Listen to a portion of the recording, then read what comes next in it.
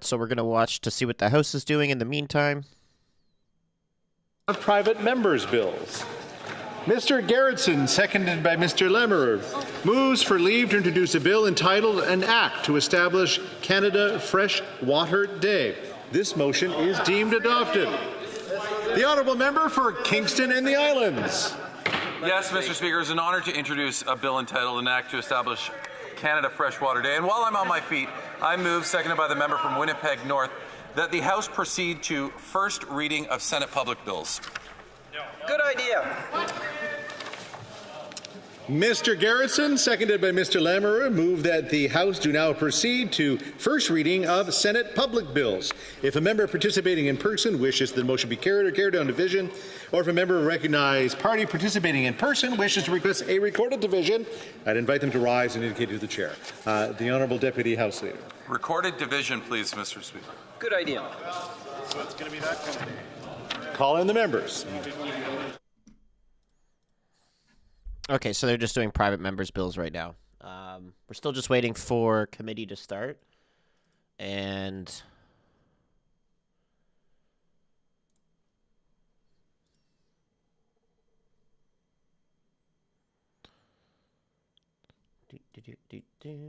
should be any minute now.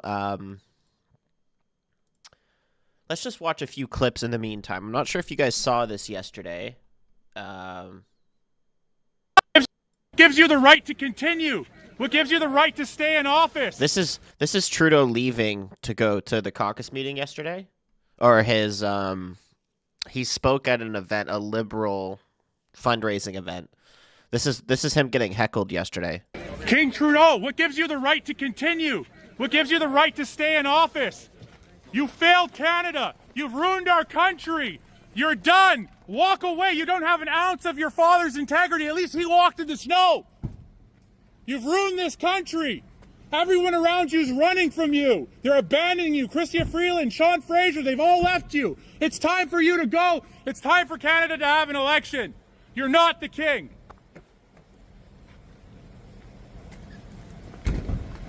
You're not the king of this country.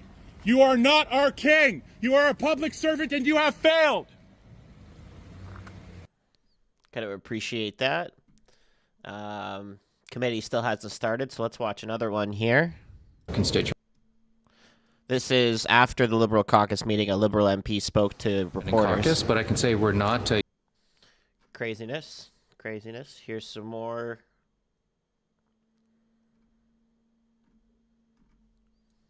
Some more craziness. On the table mean the NDP will vote non-confidence in the government in those 2 months on that timeline. If we're talking the end of February and the beginning of March, and Mr. Trudeau has not stepped down, hasn't heeded that call from his own caucus, from his own cabinet, from all the opposition parties, then yes. So of course that would mean if we're coming up to a straight-up non-confidence motion the end of February, early March, that's one of the tools that we have. And so there's no doubt about that. I mean, Jagmeet Singh was very, very clear. My concern, really, David, isn't just late February, early March. It's right now. People need the supports. We need a government that actually is functional and is putting those supports into place. And we need all hands on deck in terms of the Trump tariffs, which threaten hundreds of thousands of jobs. So this idea that the Liberals can play out a drama over the course of the next few months, simply not on. And the NDP, and I think Jagmeet Singh was very clear about that. Okay, well, with respect, Mr. Julian, he kind of wasn't. He just kept saying all options are on the table, right? Yeah, he's being very clear that he wants his pension. We get that. Perfect timeline of events there. Let's see what else we got. Just from things we might have missed yesterday.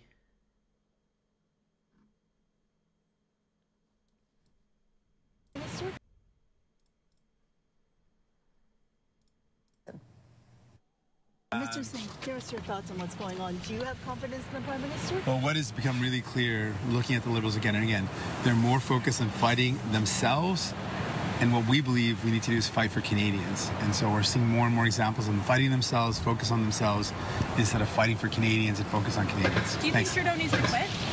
Well, I'll have more to say. I'll have a full press conference later on today. Election. Are you ready We'll for the Christmas election? have a full press conference later on. Pierre Poilievre is calling for you to do your job and to basically bring this minority government down, that you have the power. Are you going to do that? We'll have a full press conference very shortly, and I invite you to come ask me more questions there. Do you think Trudeau's time's run out? Has his time run out? Well, absolutely. We're going to be government in 2025. He thinks he's going to be prime minister. Oh, man. The guy's a lunatic. Absolute lunatic.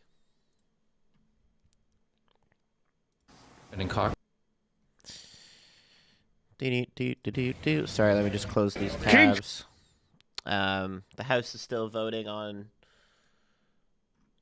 their, what was it, private members' bills. So while we wait for committee to start, I'm going to see if there's anything else we can watch.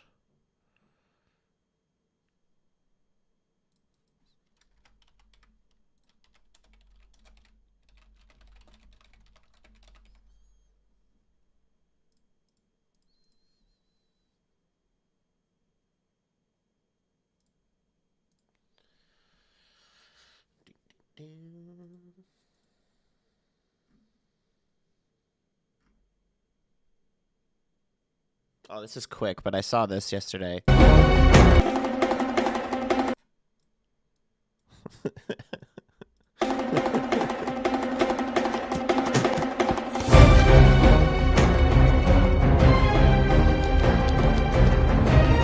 That's what Trudeau needs to do. He needs to scoot out the back and just never be seen again.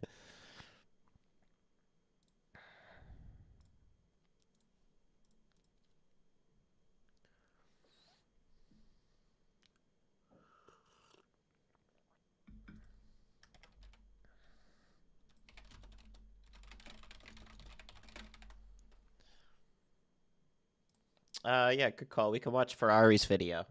I did see that already, but we can watch that together as well. Let me pull that up.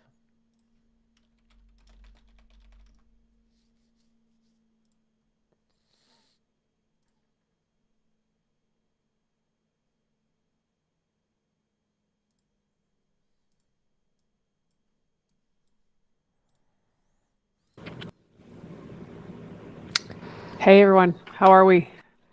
What a day, what a day. Michelle Ferrari here in my Ottawa office. It has been, absolute insanity today. The fall economic statement is supposed to be released in the fall. We are well into winter at this point, and today it was supposed to drop, and there was this mounting tension and pressure brewing between the Prime Minister and the Finance Minister, Chrystia Freeland, and today it erupted into a volcano because the Prime Minister was pressuring the Finance Minister to bust through her promised $42 billion fiscal guardrail. $42 billion deficit fiscal guardrail. So this is what she said in her last economic update. You know what? We have to be mindful of inflation. We have to, have checks and balances here.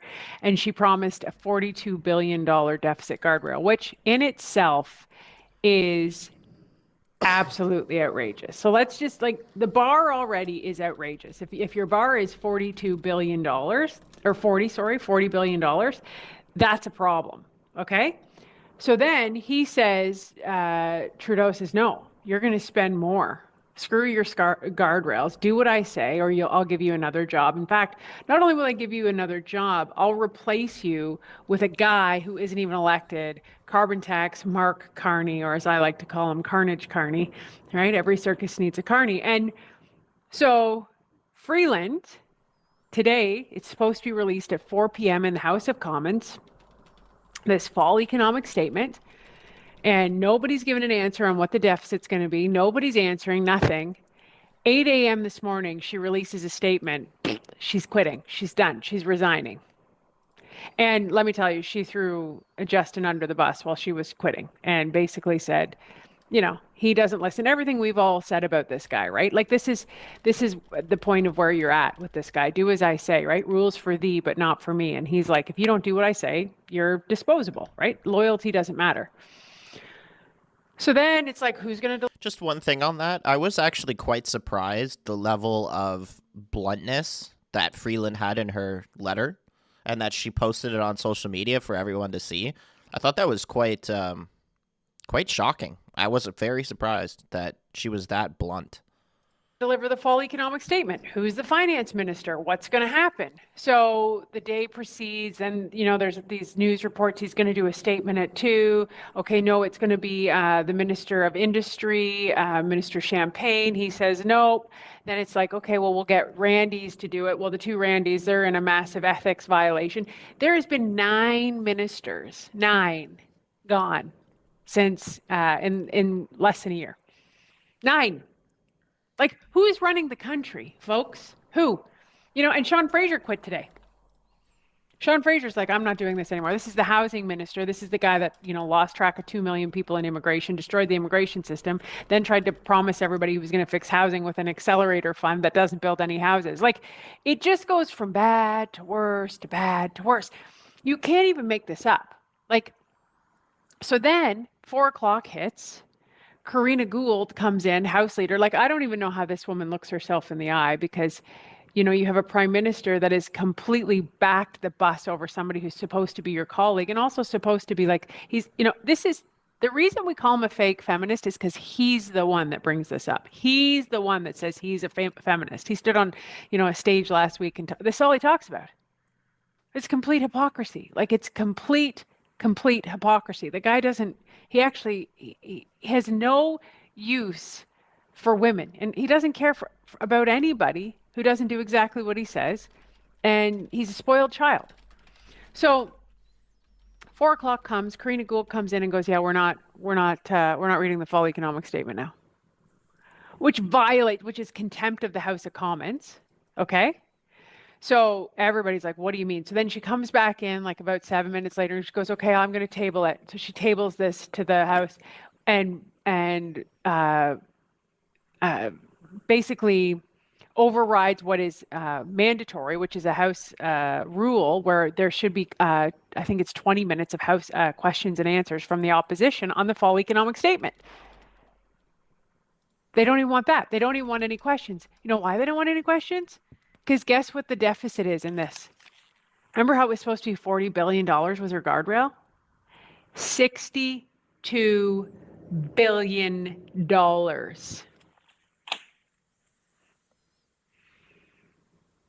You destroy the economy, you destroy people's lives. The front headline today in the Peterborough Examiner is Public Health saying they have never in history seen this record high high food insecurity in families in Peterborough. Do you know what food insecurity is? Hunger, starvation. Like it's a polite way to say people are going hungry. $62 billion.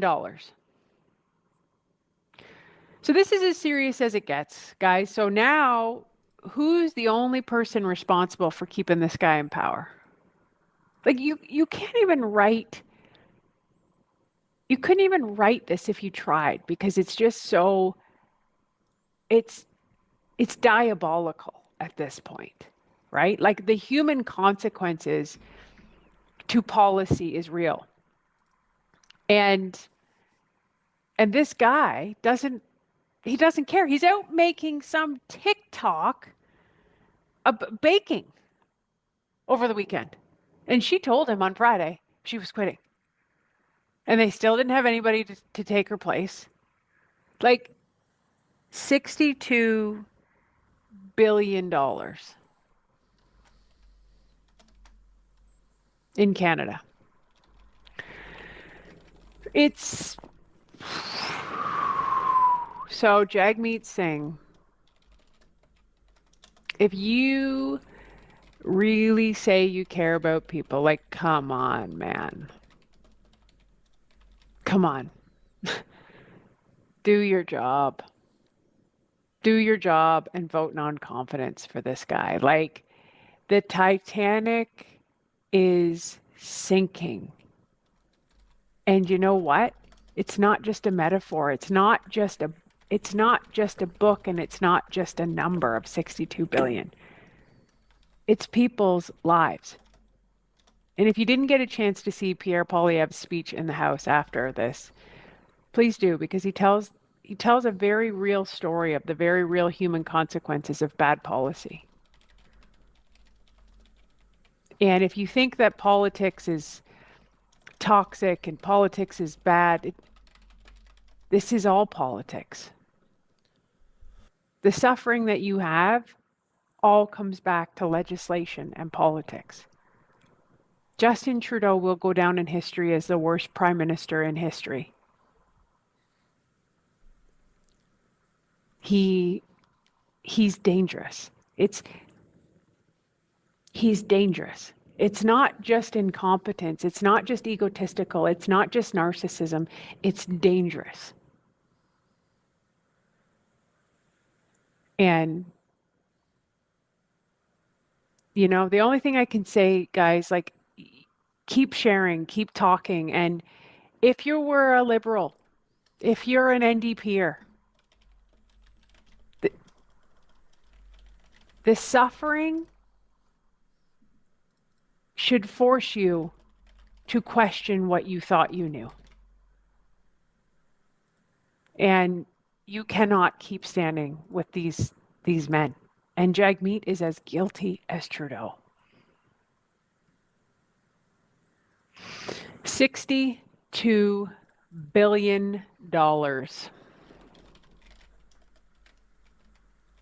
Yeah. You want to see suffering go up? Put people in survival mode. You want to see division? You want to see hate? You want to see anger? You want to see frustration? Take away people's ability to feed their family. Take away their ability to be able to afford a home. You want a united country? Give them back their paycheck. Give them back autonomy. Give them back freedom to go to work and be able to provide for their family. That's what we're going to do. This fall economic statement it's ridiculous. You can't spend your way out of debt, and you can't keep spending money on the same ludicrous things that got you here in the first place. Oh, her camera just glitched there. Yeah. That's pretty much all she's got to say about that. Sue Field, I'm reading your comments here. It's unbelievable. It's unbelievable, guys. Keep your chin up and keep sharing, keep talking. And I promise you hope is here. Hope is coming. We'll get there. That's it. That's all she had to say about that. It looks like committee is still late. They are now 20 minutes late to committee this morning. I guess it's because they're still doing a vote in the House, which is just on, what was it, Senate readings? Sending something to Senate. It's not even a big vote. So we're still just waiting for committee to start.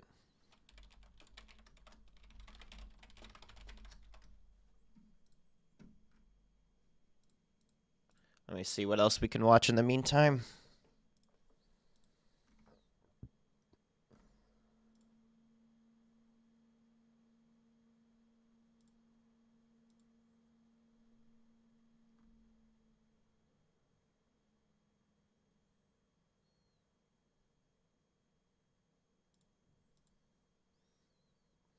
So in case you guys didn't see this, I did watch this live last night.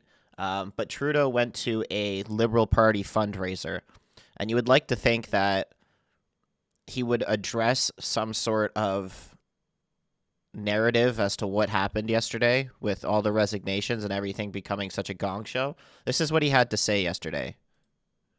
Mes amis, merci d'être ici ce soir. Y a-t-il des libéraux dans la salle?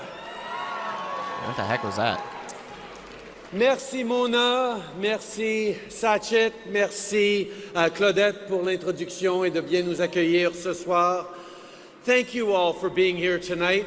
It's obviously been an eventful day and it has not been an easy day.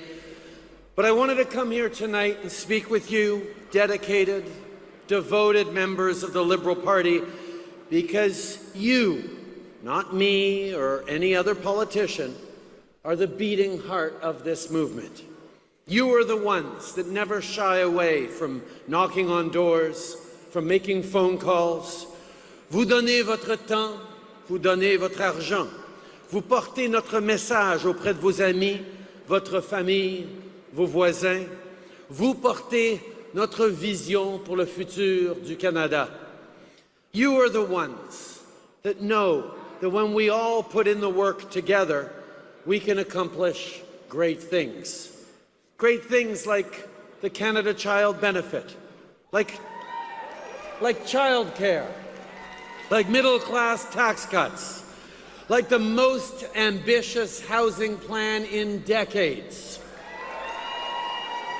Des soins dentaires, le programme national d'alimentation scolaire, un plan sérieux et ambitieux pour lutter contre les changements climatiques et une stratégie économique et industrielle qui va faire du Canada un leader dans l'économie mondiale du 21e siècle.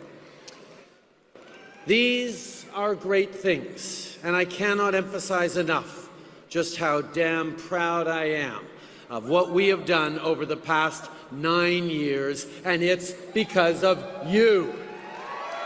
You absolute lunatic. Because of volunteers, community leaders, and donors. Because of every single person who has stepped up for this cause, for this movement, for this party. But you're also the ones who know the stakes. Vous savez ce qui s'est passé quand les conservateurs formaient le gouvernement. Vous savez ce que Pierre Poilievre ferait s'il était au pouvoir. Derrière leur petit slogan, Pierre Poilievre et les conservateurs cachent une vision des plus radicales. Une vision axée sur des coupes dans l'aide et les services sur lesquels les Canadiens comptent. Pierre Poilievre is uninterested in building more homes, delivering vital supports, creating good jobs, or even, as we saw with his opposition to our GST tax break, he's opposed to even cutting taxes. That's a given with the Conservative Party. But what makes Poilievre different is that he's willing to actively bet against Canadians and Canada. He says Canada is broken while actually trying his damnedest to break it. See, we're not living in simple times. The world is increasingly complex, unstable, and dangerous. And in this new global reality, we must all pull together. J'adore les Canadiens. J'adore le Canada. Je l'aime profondément. Les Canadiens ont toute ma confiance. Et je voudrais être nulle part ailleurs, et être Premier ministre, c'est le plus grand des privilèges. Le Canada, c'est le meilleur pays au monde, mais c'est pas parfait. C'est pour ça que, à tous les jours, je me lève en me demandant ce qu'on peut faire pour que ce pays serve mieux ses citoyens. Notre engagement à travailler sans relâche pour être fidèle à nos valeurs, c'est au cœur de ce que c'est d'être libéral. I love this country. I really do. We don't love you. I trust Canadians. There is no place I'd rather be than Canada, and it is the absolute privilege of my life to serve as your Prime Minister.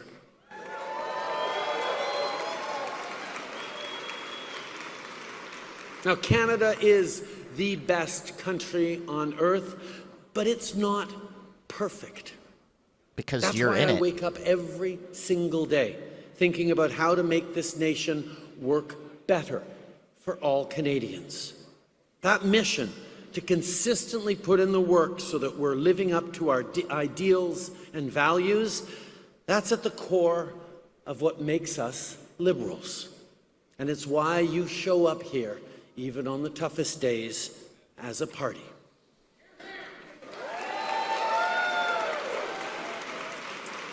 You know that the only thing that ultimately matters is fighting like hell every single day to make life better for Canadians, and that's what you do.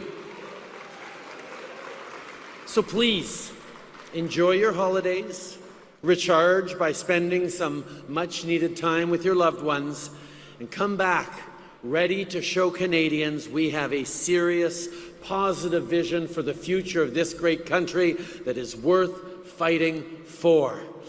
Thank you, my friends. I look forward to spending time with all of you this evening. Thank you, Sunny Ways. Yeah, right, buddy. Just leave us alone, please. Okay, so as you can see, the House is still voting for another almost 5 minutes. I'm assuming that's why committee is so late, because they're now almost half an hour late. I'm assuming after this vote, they're going to start committees. But they are exceptionally late this morning. Let's see if there's anything else that we can watch in the meantime.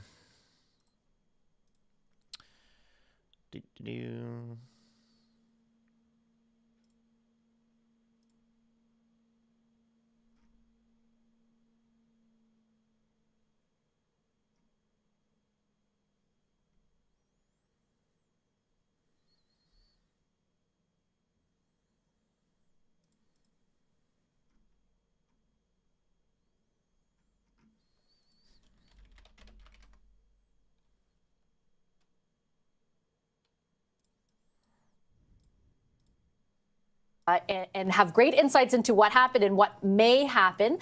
First up here on set with me, former senior advisor to the Liberal Ontario governments of Dalton McGuinty and Kathleen Wynne, Dan Moulton. He's now a partner with Crestview Strategy. Shakir Chambers is a vice president at Oyster Group. He worked in Prime Minister Stephen Harper's office before becoming a policy advisor to the International Trade Minister. And back here in studio next to Dan is Kathleen Monk. She's the former director of communications to the late Jack Layton. She's now the principal owner of Monk & Associates. And Hannah Thibodeau is a former news anchor, now an executive communications officer at Global Public Affairs. What a day, what a day, what a day. Can't say it. Thank you for the 5. Appreciate you, Humble. Enough, Dan. Okay, look, I think there is some salient stuff to take from Dominic LeBlanc. I don't think it appears the Prime Minister is going to, on the precipice of announcing anything, unless caucus changes his mind dramatically, though I'm not sure of the possibility of that happening. What did you take from what the Minister said, and the fact the Prime Minister wasn't next to him making those remarks? Yeah, I think Dominic LeBlanc's appointment is a very clear attempt to pour water on a house that Chrystia Freeland set on fire this morning, right? I mean, things have been chaotic throughout the day, and his appointment, I think, helps to bring some stability in the room at caucus tonight. He is well admired by all of the members in that room. He's well liked by all the members in that room. And I think his appointment is meant to reassure them that the government can carry on with business as usual.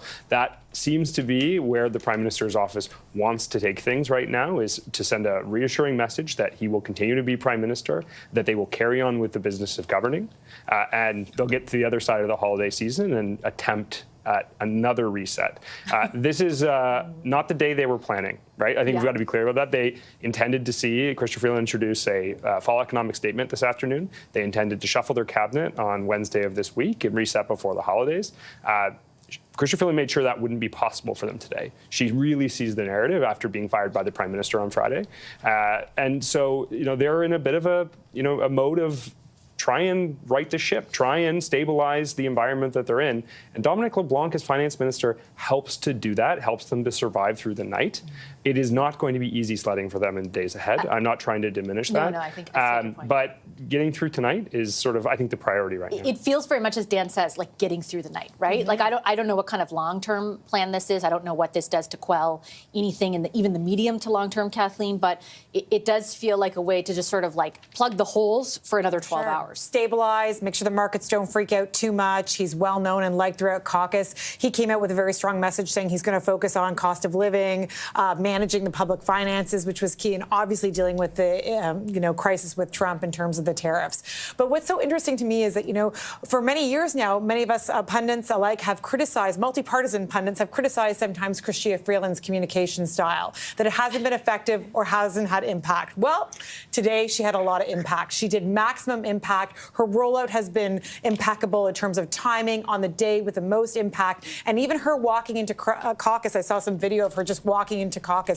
confidently and doing that and showing up is really important. Let's be clear. Dominic LeBlanc's biggest qualification for being finance minister today is that he said yes after everybody else said no. Honestly, because so many people would have said no to that job. And when you think about why Chrystia Freeland did what she did today, I actually think with clear eyes in a few days, we might actually look at the fall economic update and say, actually, it wasn't as gimmicky as they say. There's $17 billion of new business investment in that fall economic update. That's something that you think that people like the Business Council or other business community people would wrap their arms around, wanting that investment. I think it's largely a political decision on hers, that she is right now making that distance, creating that schism between her and the Prime Minister, setting herself up for a leadership run. She's got her book being released in February of next year.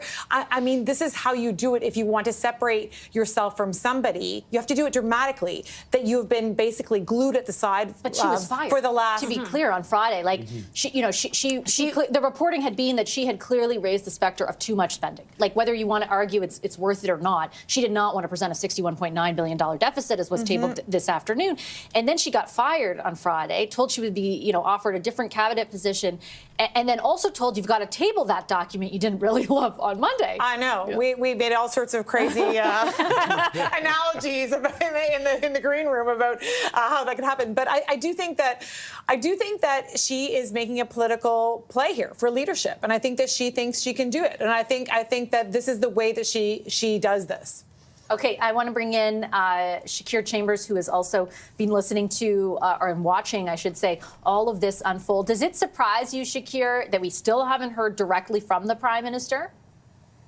Yeah, I think that's just bad issues management. I mean, when you have a situation like this that we've all pretty much characterized as chaos, it's very odd to see, the First Minister of this country not come out and say anything. Whether it's a matter of I'm sticking around and I have things under control, there's going to be a transition in finance ministers, whether it's I'm going to resign, just coming out and assuring the Canadian public that, things are okay and I'm going to calm things down. So I think it's a very odd thing for him to do. And again, I think it's just poor issues management. On the notion of Dominic LeBlanc being the finance minister, I would just, for what Dan said, I'm not sure people want business as usual. I think that's the actual problem, right? I think when the Prime Minister goes to caucus, I think the issue here is that they don't want to just survive the next 24 and 48 hours. They want to see a plan moving forward of how they're going to save their own skin, how they're going to save their own seat, right? Their own seat moving forward. What is that electoral strategy? And I think that's what's missing. I think a lot of caucus members are going to look at the Prime Minister and say, go ahead. I'm so sorry to interrupt. There is one caucus member, David McGuinty, who's up there talking right now. I just want to swing over and listen in live. The Prime Minister of Canada. Thank you, sir.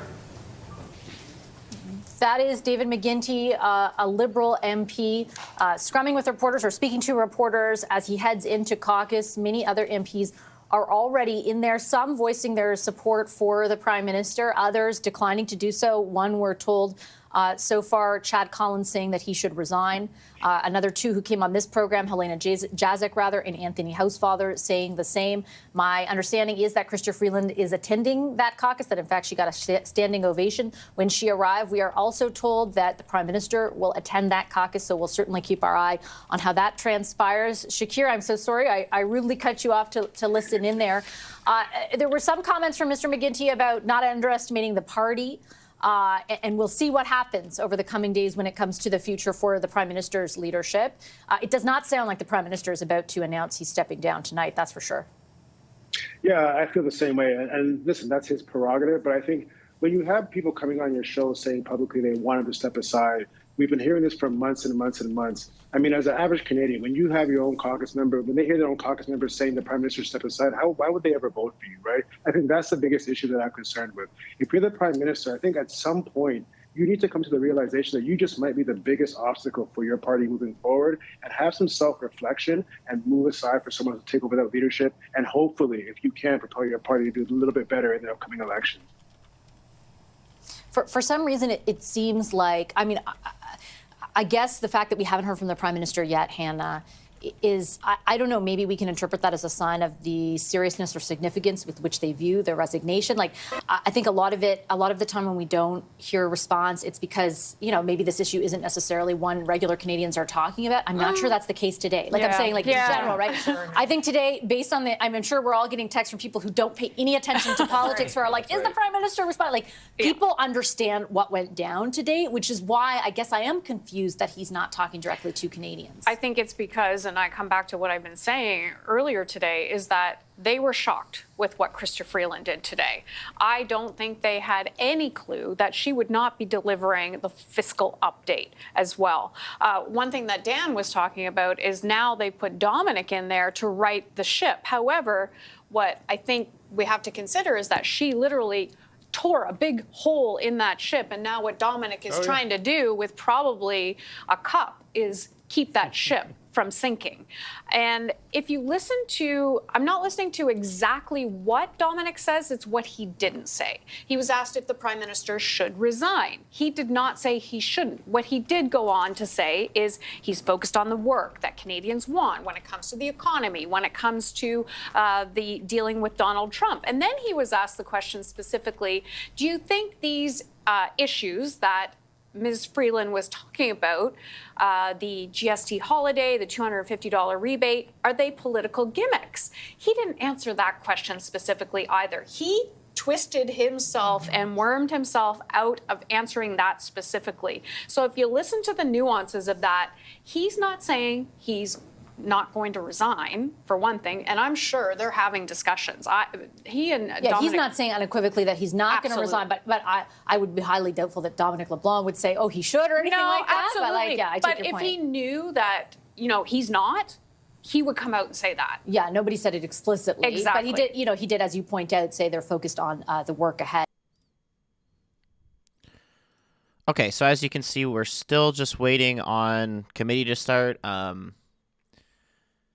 A couple people are asking why the delay is happening. I'm assuming it's because of this vote, which is the first reading of Senate public bills, which, again, is just not very important business. I'm not sure why we're delaying committees now 41 minutes for this vote, which has already happened, and now I guess they're doing electronic votes. This has been like a half-hour vote. It's extremely delayed. So, just in case you guys didn't see this yesterday, Donald Trump tweeted on his Truth Social saying that the great state of Canada is stunned as the finance minister resigned or was fired from her position by Governor Justin Trudeau. I love how he keeps calling Justin Trudeau governor.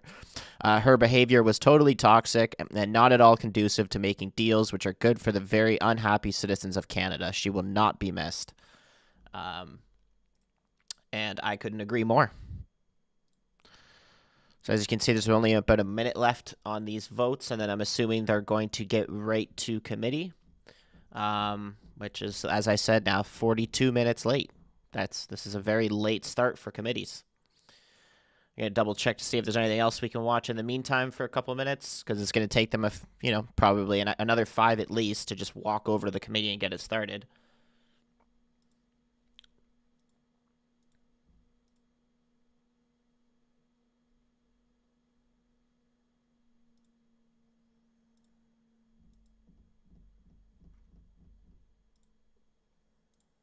That wasn't the only thing that didn't.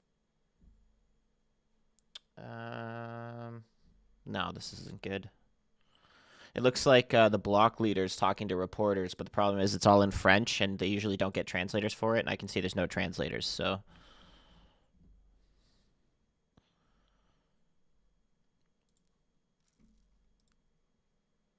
We are still just waiting for committee.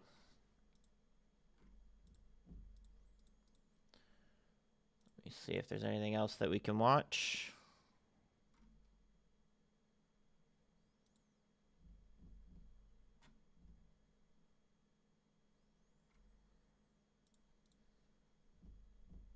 What's the vote on? You can see right here, first reading of Senate public bills.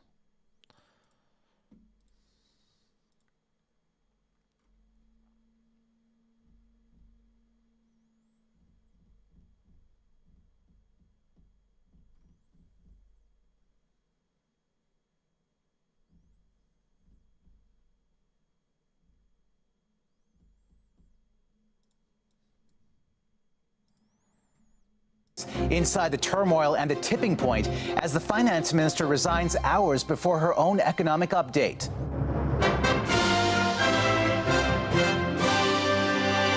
Chrystia Freeland's parting shots and the scramble to swear in a replacement. It's obviously been an eventful day, and it has not been an easy day.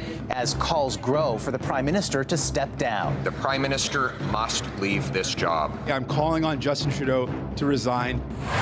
Breaking down the new numbers on Canada's ballooning deficit and financial future. The government is really changing their economic focus. Also, a deadly mudslide followed by a state of emergency and a desperate search in BC. The House has been completely swept off its foundation. Everything seemed legit. Plus, moving day mayhem. How a con artist swindled dozens in a rental scam. All of us that showed up were kind of stunned and shocked. And an age-old mystery with a nice... Okay, good. We don't have to watch CTV because one of the committees is starting, so we'll watch this one in the meantime. We're watching the Health Committee, which is where the Liberal MP is going to be. But as you can see, one of them is starting up, so we will tune into that in the meantime. This is the Ethics Committee, which we usually have Barrett on, or Cooper even. Sometimes the both of them. And hopefully our committee starts any minute now, because it looks like the voting's done. So yeah, this has Barrett in it. In ethics, every member has Christmas Carol songs on their desk, which we will hope to get to soon. But Mr. Barrett, go ahead. You have the floor. Point of order, Mr. Chair. Point of order? What's for members who are voting in the House to get to a committee, they have 10 minutes after the vote ends. We have quorum right now, So Mr. Fisher, so I called the meeting. The meeting is underway. Okay? Go ahead, Mr. Barrett. You have the floor. I'm sure, Chair, everyone will have time to get back to the committee before any votes are called. So I have a motion that I would like to move, and it is that given that Canadians have been lining up at food banks in record numbers and facing the worst cost of living crisis in a generation, the President of the King's Privy Council for Canada, Minister for Emergency Preparedness, and Minister responsible for the Pacific Economic Development Agency of Canada accepted 2 taxpayer-funded VIP suite tickets to attend a Taylor Swift concert in Vancouver. And the Prime Minister's office has not clarified how the Prime Minister was able to obtain tickets to a Taylor Swift concert in Toronto, including whether he was offered exclusive access or pricing. The committee ordered PAVCO to provide to the clerk of the committee within 2 weeks all records concerning the offer of providing of tickets for any of the Taylor Swift concerts at BC Place to any federal ministers, officials, or ministerial exempt staff, including copies of any related communications, and order the Prime Minister and the Prime Minister's office to provide the clerk of the committee within 1 week any records concerning payment for Taylor Swift concert tickets which the Prime Minister purchased. Thank you, Mr. Barrett. The motion has been moved in committee business. Do you have anything you want to say before I go to Ms. Khalid on your motion? Point of order. It seems like we have some audio issues. It looked like maybe Mr. Barrett was saying something, but it wasn't coming through on my end. I don't know if others were in the same boat. I apologize about that, Mr. Green. I know the technician was saying something. So, have we sent the motion to members? I still can't hear anybody. But for you can't hear anybody? The screen was situated on the 180 Wellington cloud operator and not any of the speaking that was happening in the room.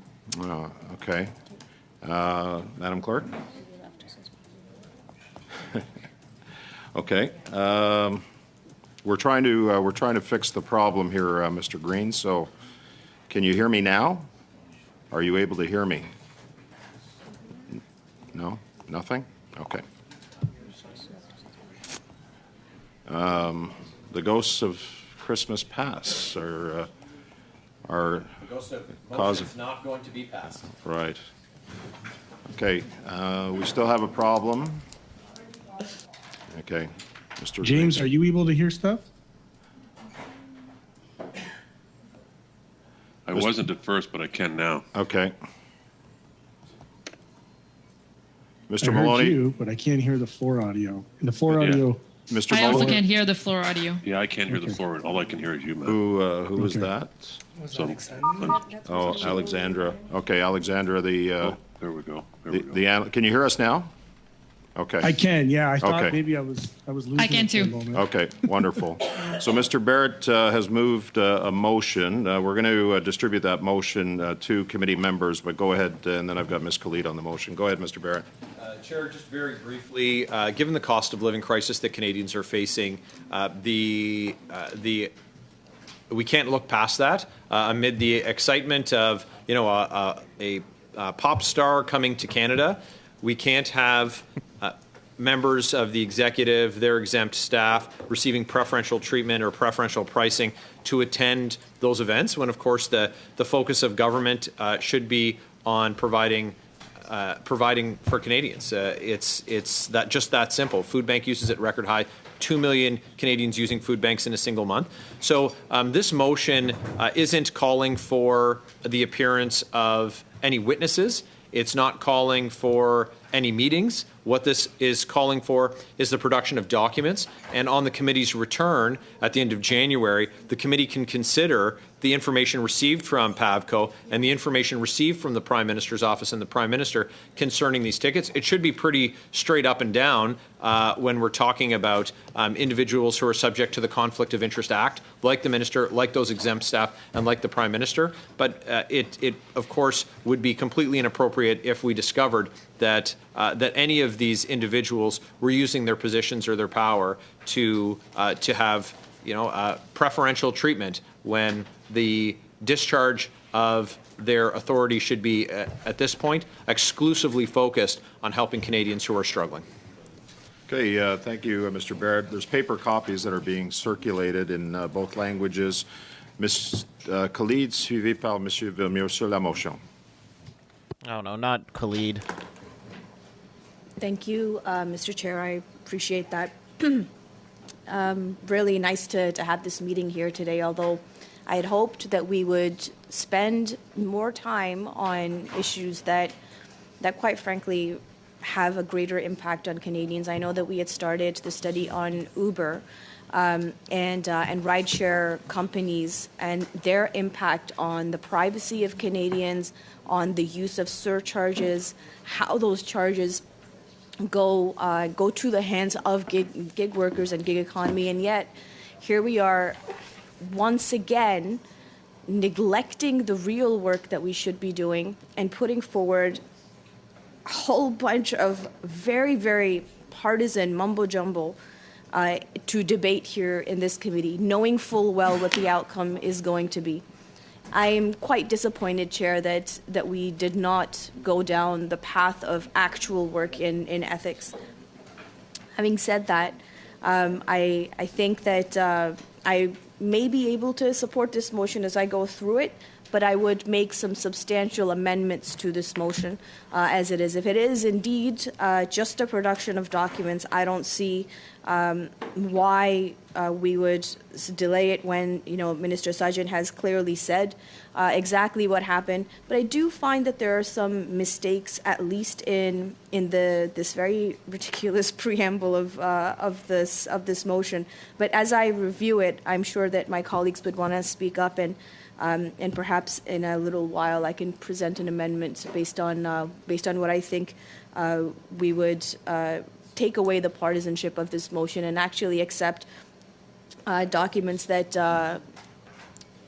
Sorry, what was that, Mr. Caputo? Mr. Caputo, Ms. Khalid has the floor. Go ahead, Ms. Khalid. I just wanted to clarify if there was anything that I said that was maybe hurtful or something. Shut up. Yeah, thank you. I'll look forward to returning the favor. But as I said, I'll pause for a moment and cede the floor to some of my colleagues as I look to see what we can work together to build a more consensus-filled motion on this issue. Thanks, Chair. Okay, prochaine intervention est pour. Next comments, Mr. Villemur on the motion, followed by Ms. Shanahan, Mr. Fisher, and Mr. Housefather. Mr. Villemur. Thank you, Chair. I would like to ask my esteemed colleague so that we could have a more exhaustive idea if we could invite Taylor Swift to testify. Is that an amendment that you're tabling? A friendly amendment? Thank you, Monsieur Villemur. Perhaps my daughter would want to come to listen into this to that meeting. Ms. Shanahan, go ahead, Ms. Shanahan. Thank you, Chair. And en fait, un peu dans la même ligne. Without making any jokes, but in a similar idea here, Taylor Swift is quite the phenomenon, and she takes up a lot of the imagination of parliamentarians here and for Canadians too.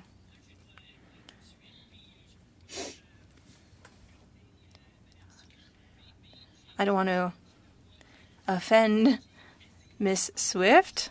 I tried to listen to her music and I don't get it. But I mean, I guess that's normal. I think myself and a few others around the table are from the rock and roll era, you know? Janis Joplin and, you know, right? Why are we talking about your music taste? The Point 90s, of order. you know? Point of order. Relevance. Point of order. Nobody cares about Brenda's music taste. Robert Charlebois, Harmonium. We don't pay you to talk about your interests. Bands that were not only musical groups, but they also were poets, and point of order, relevance. This music really spoke to my generation. Holy, can somebody throw a point of order out there, please? She's going way off the rails here. I think that brought a lot of charisma. Tell us what you had for dinner last night, too, Brenda. Maybe we all care about that. It's important for a star to really be able to I gotta get a coffee. Captivate a whole generation, and Miss Swift was able to do that. I had the same feelings regarding Madonna. I didn't really get it, but there were a few songs that were good to dance to, and we're the same age, so imagine.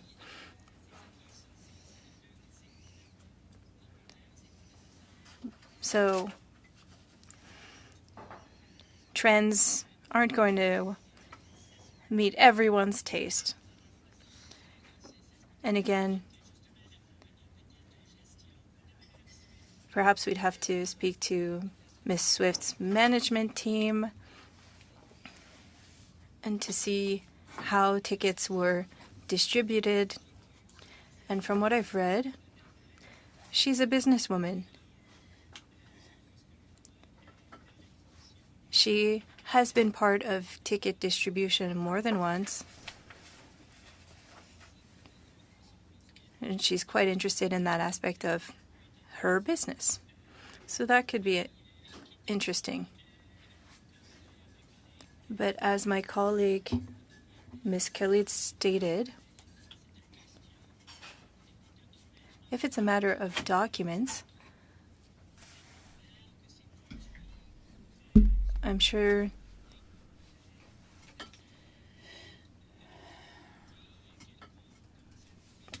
Okay, thank God. We don't have to listen to Brenda anymore. Our committee's actually starting. This is the one that we want to watch. Mr. Chair, seeing that we're starting at 12:56 or 11:56, and on the schedule it has the minister here from 11 to 12. Do we have assurances from the minister that she can stay at least till 1 or 1:15 or? We had this conversation as I came in the door, and she is able to stay for a full hour. So that should get us through 2 full rounds of questions. And then I'm in your hands as to what we do at that point in terms of officials. But we have the minister for a full hour. Thank you. Welcome, Minister. Over to you.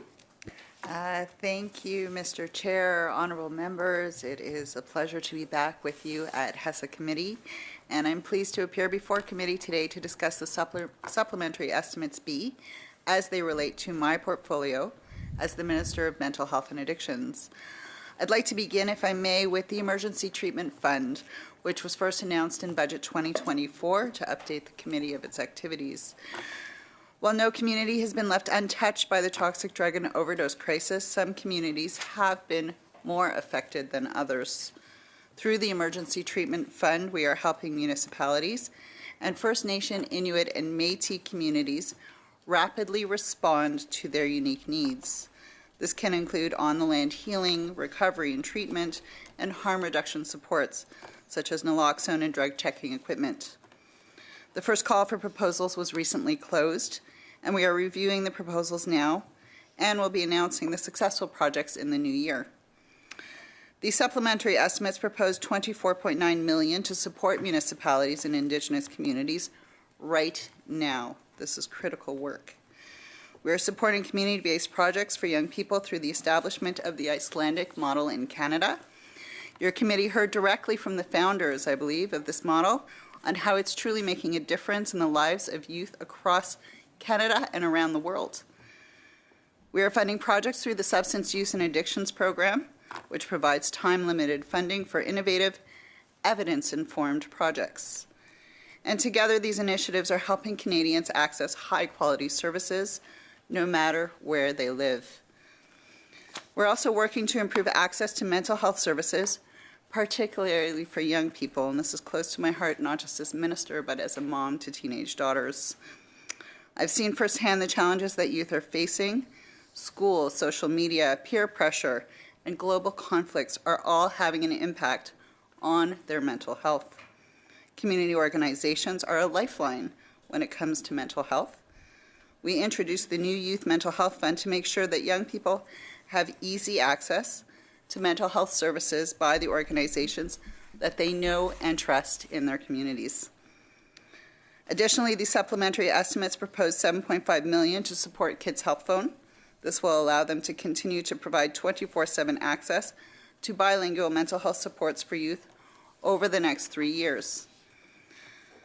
The Public Health Agency is also receiving $1.9 million in new funding for the Mental Health for Black Canadians Fund to support development of culturally focused knowledge capacity and Black-led programs to improve mental health for Black Canadians. Our government is also proposing to allocate $15 million to help first responders deal with mental health issues. They have been there for us before and now, during and after the pandemic, and it's so important that their government be there for them in return. These are just a few examples of the work we're doing to ensure that high-quality mental health and substance use services are accessible right across the country to Canadians. At the same time, we will continue to work with provinces and territories so that mental health and substance use care can be fully integrated into their healthcare systems. I am now happy to answer your questions. Back to you, Chair. Thank you, Minister. And we will begin now with rounds of questions, starting with the Conservatives. Ms. Goodrich, please, for 6 minutes. Get her, Goodrich. Thank you, Mr. Chair, and thanks to the Minister for being here and agreeing to stay for a full hour. Very quickly, have you believed that decriminalization has been successful in British Columbia? Thank you, Chair. The only person, or I would say party, that's preoccupied with decriminalization is really the opposition. When we chose to embark... We have a tradition in this committee, as you're well aware, that the length of time you get to answer is approximately the length of time that the person took to ask the question. So has decriminalization been successful in Canada, yes or no? Again, Chair, it seems only the opposition is preoccupied with national decriminalization. We work with jurisdictions as per their request. So the Canadian Association of Chiefs of Police and British Columbia's Association of Chiefs of Police have both pulled their support from this failed Liberal program and policy. Will you say that it is a success, yes or no? I had the opportunity to speak with the CICP directly, and we are all in agreement that all tools are needed to address the toxic drug supply. Will you rule out rolling out this failed policy anywhere else in Canada? I commit to always working with jurisdictions with both their health and community safety measures to ensure that we're reaching people who are struggling with addiction. This is a failed policy that has caused carnage. We are seeing 22 people die every single day across Canada due to the overdose crisis, and your government is failing. Why will you not rule out expanding this failed program? Mr. Chair, it seems that the Conservatives are big on outrage, but not so great on when it comes to work and evidence. We continue to work with provinces and territories, as health is their jurisdiction, as is law enforcement, to ensure that a full suite of tools and measures are there to save lives and get people health care, which is what they need. So will you rule out rolling this failed policy to anywhere else in Canada?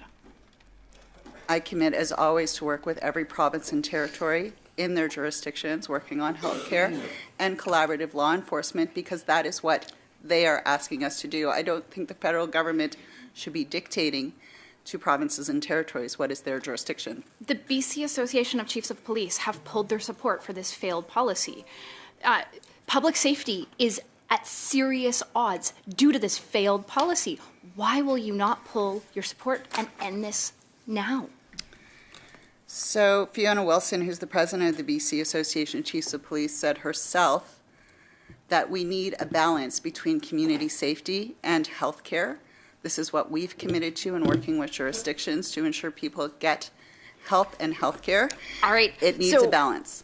Thanks. I'm going to move on to something a little different. We know that Canada has become a major producer of fentanyl in this country as a direct result of your government failing to do anything when it comes to banning precursors for fentanyl. What are the timelines for actually banning these precursors so that fentanyl is not being produced here? So unfortunately, the Conservatives are misleading Canadians, because the fact is that Canada is a world leader in precursor regulation and scheduling of precursor chemicals. As a matter of fact, we have a class scheduling system, which means that we not only look at individual chemicals, but classes, so that we can be nimble and flexible in the face of an illegal toxic drug supply. So about 6 months ago, we had BC RCMP Assistant Commissioner Wilnig come to committee, and he said that they've been advocating to government for the last 2 years. So it's now 2.5 years to have these deadly precursors banned in Canada, and yet 80% of them are still completely unregulated. Why? So yet again, Chair, the member is misleading Canadians, because precursor chemicals are found in the things that we use daily, whether it's plastic, rubber, paint supplies, and so on. This is why they must be scheduled and regulated, which is something that we do on a regular basis.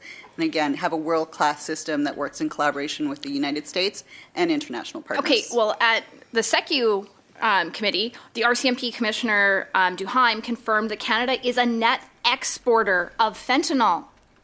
Does that not concern you? Are you not applying every single tool in the toolkit to make sure that Canada is not exporting fentanyl?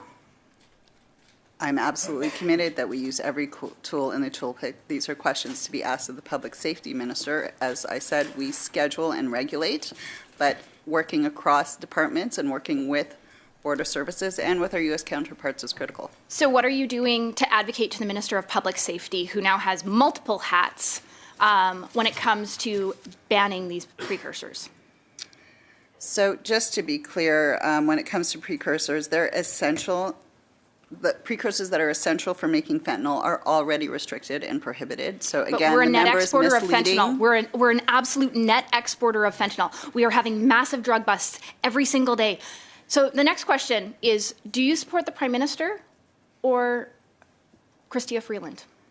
Mr. Chair, I don't believe that question is relevant to my I think it's very relevant. Today. It doesn't matter. I agree. Well, Move on, I please. think it's very relevant. Do you support the Prime Minister? Yes. Point of order, Chair. You have a point of order from Ms. Kayabaga. I think we should stick to the intended discussion of the meeting, and so Mrs.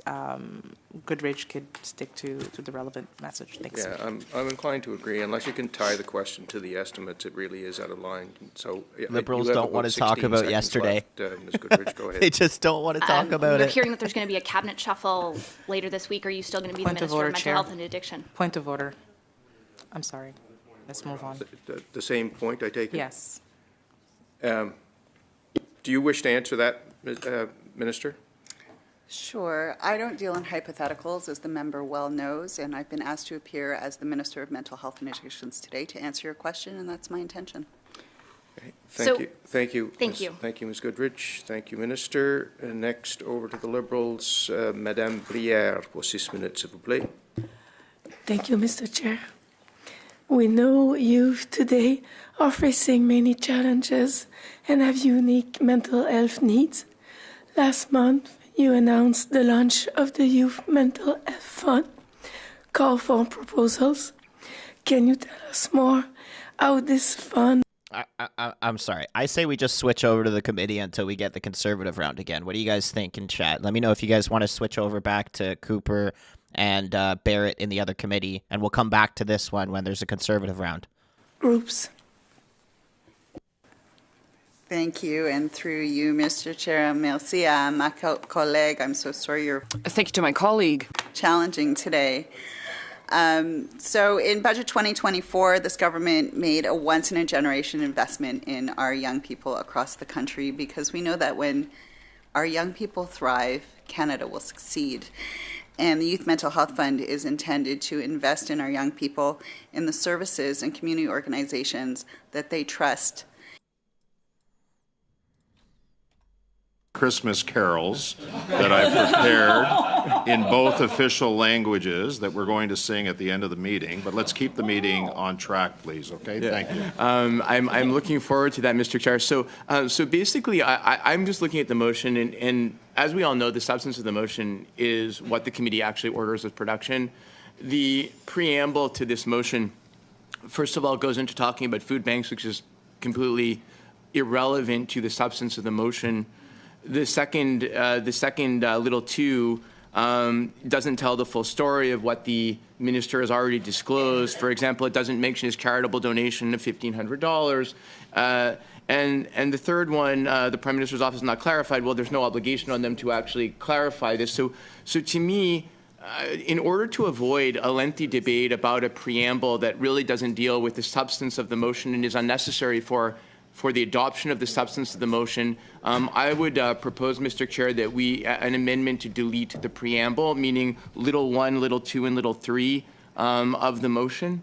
I think that will help us get to a better discussion of the actual substance of the motion, so we don't have to worry about the superfluous language that is somewhat slanted in one direction. So that would be my proposal, Mr. Chair. Thank you, Mr. Housefather. And so the amendment is to delete the preamble. Members of the committee are well aware of my thoughts on preambles. Let's get to the substance of what we want here as a committee. If we choose to vote for whatever the ask is, I'm not a big fan of preambles because I do think it opens up a tremendous amount of problems in the debate. So I agree with Mr. Housefather on that. So we have an amendment on the floor. Do we have any discussion on the amendment? Ms. Shanahan, go ahead. Well, once again, I think we can always rely on Mr. Housefather to get to sort of the heart of the matter. And I fully agree that, we don't need the Not Brenda superfluous again. Language in the preamble. I do note that Taylor Swift is still in the main body of the resolution. So, there is some question about tickets for other programs, other shows, other sports events, and so on. So, I may have something to say about that when we're discussing the main motion. On the amendment itself, I'm certainly in agreement. Okay, thank you, Ms. Shanahan. I don't see any other discussion. We're on the amendment? Yep. Yeah, go ahead. Thank you, Mr. Speaker, Mr. Chair, and I would thank Brenda for moving that. I did. Housefather. So the amendment was moved by Mr. Housefather to delete the preamble. That's what we're on right now. Okay. I would love to deal with that quickly if we can. Okay. Okay. All right. So on the amendment, I don't see any other discussion. Do we have agreement on the amendment? No. Okay. So we're going to call a vote. We have no agreement on the amendment. So. If I may, then, if we don't have agreement, then I just wanted to. Well, I'm calling the vote on the amendment. If you have another amendment you'd like to make, then you can have the floor to move that. But on this amendment, I had already called the vote, so we're going to go. I'd asked for consensus. There was none. So we're going to go to a recorded vote on the amendment to delete the preamble. Go ahead, Madam Clerk. Mr. Fisher, Yes to the amendment. Mr. Hauswater, Yes. Ms. Khalid, Yes. Ms. Shanahan, Yes. Mr. Maloney, Yes. Mr. Barrett, No. Mr. Caputo, No. Mr. Cooper, No. Monsieur Villemur, Oui. Mr. Green, Yes. yeas 7, nays 3. Okay, so the amendment carries. So now on the main motion as amended, and that is that the committee, excuse me, which is the ask, point A and point B. That's what we're on right now. So I had Monsieur Villemur, and then I'm going to put you at the bottom of the list here, Ms. Khalid, Mr. Villemur, suivi par Monsieur Cooper. You're actually on the list, Ms. Khalid, above Ms. Shanahan. So go, allez, Monsieur Villemur, s'il vous plaît. Monsieur le Président. Thank you, Chair. There was a French politician that said that we need to voice things. And the amendment that just passed had to do with the preamble. And often, a preamble can be useful, but often includes judgments before the debate even happens, and we don't want that. Regarding the motion, let's look at the Prime Minister who has had issues with gifts and conflicts of interest. But we can't condemn before looking at the facts. When one is Prime Minister, it's not likely that we'd try to buy tickets using Ticketmaster. So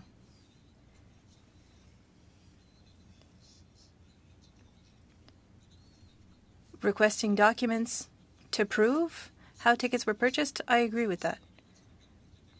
Because there's been a history of conflict of interests and gifts.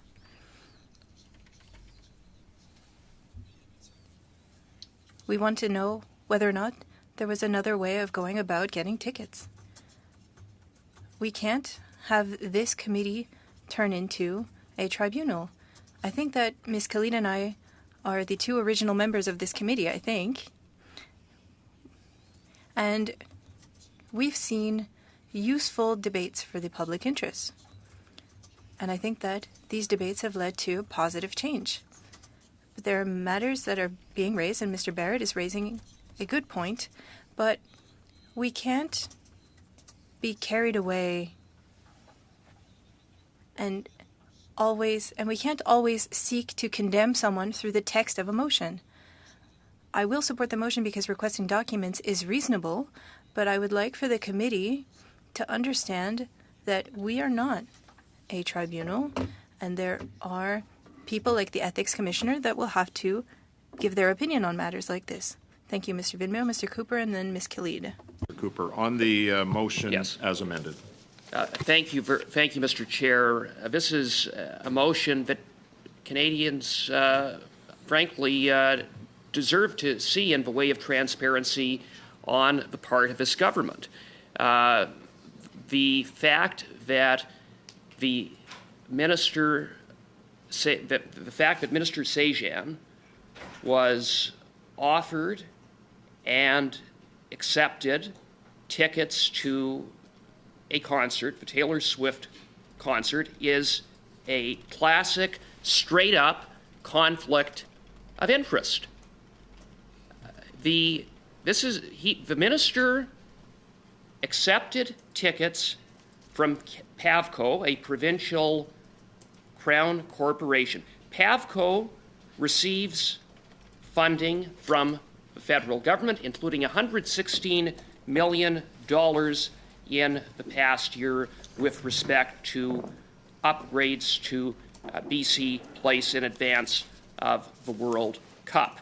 The Conflict of Interest Act is crystal clear that no public office holder or member of his or her family shall accept any gift or other advantage that might reasonably be seen to have given to influence the public office holder in the exercise of an official power, duty, or function. Mr. Chair, here you have a public office holder, Minister Sajjan, accepting a gift for himself and for his daughter from a Crown corporation that seeks federal funding, that has received federal funding from a minister who sits at the cabinet table that makes decisions about whether to fund that Crown corporation. That is a conflict of interest. The fact that the minister, after he got caught, suddenly said, oops, I'm going to return the ticket, doesn't end the matter. That's not good enough. He got caught. That's the only reason he decided at the 11th hour not to attend. The fact of the matter remains that he was offered the ticket, he accepted the ticket, and we need to know about exactly how that took place, and there needs to be a level of accountability. And it is frankly reflective of a pattern of conflicts of interest and ethical lapses within this government. Minister Sajjan would not be alone in putting himself in a position to violate the Conflict of Interest Act because, after all, his boss, the Prime Minister, the serial lawbreaker, has broken the Conflict of Interest Act not once but twice, the first Prime Minister in Canadian history to do so. And that brings me to the Prime Minister. The Prime Minister attended the Taylor Swift concert in Toronto. Tickets were going for, in some cases, thousands of dollars. I'm sorry. I see the bells. I'm sorry, Mr. Cooper. I'm obligated at this point that the bells are ringing to seek unanimous consent of the committee. Is it a quorum call? It's not flashing no more. Okay, because they're not flashing. Okay, so continue, Mr. It looked like a quorum call. Go ahead, continue, Mr. Cooper. Mr. Chair, that brings me to the Prime Minister. The Prime Minister accepted tickets, or according to his version of events, bought tickets to the Taylor Swift concert in Toronto. Tickets for that concert were reportedly cost in the thousands of dollars, at minimum $1,500, some tickets going for thousands more. And the Prime Minister would have Canadians believe that he purchased those tickets. It was out of his own pocket. Well, if that is the case, then why is it that the Prime Minister and his office have refused to answer basic questions around the Prime Minister's attendance at the concert? The Prime Minister and his office have refused to disclose how much he paid for the tickets, when they were purchased, how many tickets did he purchase? Thanks, Luca. If the Prime Minister, in fact, had purchased the tickets, wouldn't he be eager to say, I bought the tickets on such and such a day, and I paid such and such amount? Here are the receipts. There's nothing to see here. I simply went and attended a concert out of my own pocket. Mr. Chair, that would be what anyone would do if, in fact, they paid for the concert. The fact that the Prime Minister has been anything but transparent raises serious questions, and I would note that the record of the Prime Minister raises even more questions because, as I noted, this is a Prime Minister who is a serial lawbreaker. He is a Prime Minister who has violated the Conflict of Interest Act multiple times, investigated multiple times, and not only that, but the Prime Minister is a proven liar. That's right. Here, here. He is an absolute liar. Point of order, Mr. Chair. I'm going to ask Mr. Cooper to be a little more judicious in his language. Go ahead. And on your point of order, go ahead. That was exactly my Thank you. point, Chair. That's you. very unparliamentary language. Be a It little- would be a be little more- really, really upsetting for that member if I called him a liar, You're not going to do that, are you, Ms. Khalid? because I respect the rules of this House and this place. Go ahead, Mr. Cooper. Well, it's too bad that we have such an ethically challenged Prime Minister. We live in the greatest country in the world with the worst Prime Minister this country has ever seen. That's right. Again, And- point of order, Mr. Chair. Go ahead on your That, point that of was order. I parliamentary. don't see what that has to do with this motion. I think casting judgment on how good or bad somebody is doesn't really help us in getting through the orders of the day Well, today. It is absurd. okay. I could exactly call I that member understand- the I worst understand your person in point the of world. order. I'm not going to do that. I will keep my thoughts to myself. I think, understand. again, it's I very understand your point of unparliamentary order, Mr. language Cooper. for You that have the member to be floor. going down this path. You know, I just Just hang on a sec, okay? So let's keep the train on the rails here. Mr. Cooper, you have the floor. Go ahead. I will note, Mr. Chair, that the Prime Minister has necessitated this motion, or at least part of the motion as it pertains to him, because all he has to do is show us the receipts, demonstrate that there's nothing to see here. But he hasn't done that. And so what we have is smoke, and where there's smoke, there's fire. And as I noted, added to that is the Prime Minister's multiple ethical breaches, his law breaking, his lying, and so taken together, we need Order, to Mr. get. Chair, you already asked him to stop with the lying. Well, he's not lying. He's talking about Justin Trudeau lying. Okay, so, Mr. Fisher, I got your point of order. Go ahead, Mr. Cooper. Well, and so taken together, this motion needs to be passed. We need to see the records. We need to see if the Prime Minister is once again breaking the law, violating the Conflict of Interest Act, lying and gaslighting Canadians, and with respect to Minister Sejan, now that he's been caught, we need to understand exactly what transpired, leading him into a position where he broke the Conflict of Interest Act. Okay, thank you, Mr. Chair. Thank you, Mr. Cooper. Ms. Khalid, go ahead, please. Oh, not Miss Khalid. On the motion as amended. Thank you, Chair. I just wanted to talk a little bit about the points that Mr. Cooper made that I think really contradict exactly what he's trying to say. Mr. Cooper quoted the Conflict of Interest Act and what really makes a conflict of interest to be real.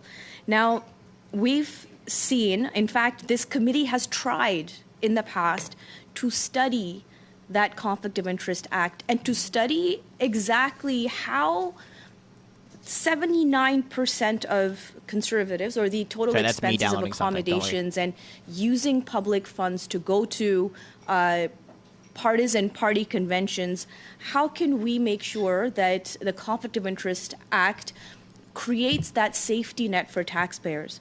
So, and I will quote here, a loophole in the House of Commons spending rules has allowed MPs traveling to party conventions to bill taxpayers for more than $500,000 over the past year, even though House of Commons rules normally prohibit MPs from charging expenses linked to partisan political activity. Since May 2023, MPs have charged to the House of Commons $538,314 in travel, accommodation, meals, and incidental costs associated with attending caucus meetings held in connection with party conventions, including more than $84,000 for travel by designated travelers, often MP spouses. Expense claims filed to the Senate by 7 Conservative senators for travel accommodation and per diems added another $26,293 to the total.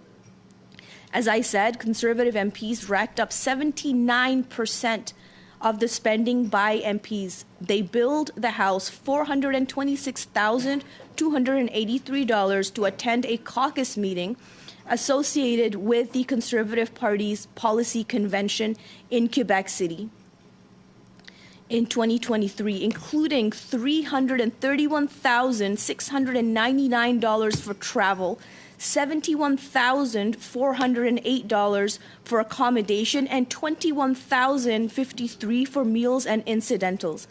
Conservative, and this is a very, very important point, Conservative MPs were the only ones to bill Parliament for spouses' travel to a caucus meeting connected to a party convention during that time period.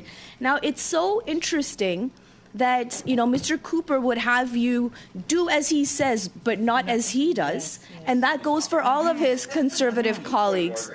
We'll get... Mr. Chair, I think he has a point of order. It's a joke he wants.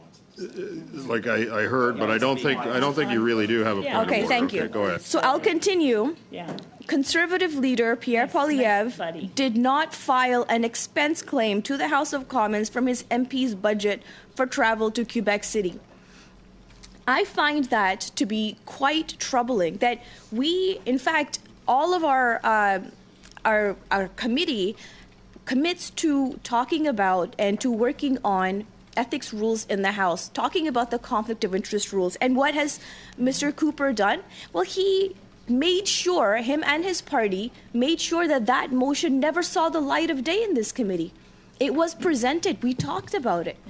And what did they do? No, don't do as I say. Well, don't, whatever that saying is, Chair. Thank you. Do as I say, not as I do. Thank you so much. I would love a bigger round of applause. Thank you. Thank you very, very much. I will also point out that, this may be a trivial matter to some, but I've seen, when we get these Jubilee pins or King's Little medals to give out to our constituents, I always find it weird when MPs wear them themselves because, I always thought these were taxpayer dollars that were spent to buy these medals or these little pins that we then give to our constituents. Now, if an MP wears them, are they now misusing taxpayer dollars? It's a question. It's a very valid question. You should ask Mr. Williamson. So that's absurd. That is not absurd at all. Okay, I don't want Mr. I don't Chair, want the I would like an apology crosstalk. for I don't want the that comment. crosstalk. That's not right. I would like an apology for that comment, Mr. Chair. For what? You called me absurd. I don't. Indeed, I did. Okay. I apologize. Okay, well. Those medals are part of the order of precedence, and anyone who receives one, just like anyone who receives a decoration from the Vice Regal or for their service in the Canadian Armed Forces, is absolutely entitled to wear them, and to say otherwise is preposterous. Okay. So no, it's not an abuse of taxpayer money for anyone who receives a decoration that's in the official order of precedence to wear it, any more than it is for the Vice Regal, the Governor General of Canada, to wear their medal. So it's an absurd comment. So thank you for that, Mr. Barrett. I actually did read the order of precedence last week that as it relates to the King's Coronation Medal, and you're quite right on that. But go ahead, Ms. Khalid. But sorry, I have a quick point of order. Go ahead, Mr. Feeling that someone's comment is absurd is a whole lot different than saying you are absurd. And I would ask Mr. Barrett if he would apologize for that comment. No. He's already said he's not going to apologize. So go ahead, Ms. Khalid. You have the floor. No. Thank you, Chair. And I'm not very surprised. Rudeness is quite common in some places. I was making a point about the perception of how taxpayer dollars are used. I'm sorry that he got so offended. Oh, look, I can apologize, which is fine. But I will perhaps also talk about a Hungarian think tank that was run by a Conservative MP that used taxpayer dollars to spend tens of thousands of dollars on sponsored travel all across the world.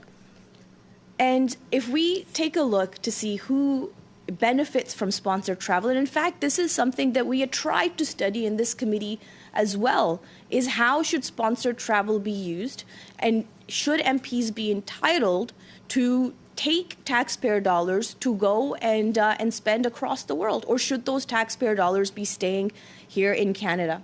If we're so worried about how taxpayer dollars are used, about how the Conflict of Interest Act applies, then we need to make sure that we have a well-rounded approach to how that happens. Not just to say that, oh, if you're a Liberal, therefore you must be violating something. Point of order. We are sitting over here very quietly listening when they were speaking, and every time that ICRA says something that they don't agree with, they commiserate amongst themselves and make a noise. Could we just? I do.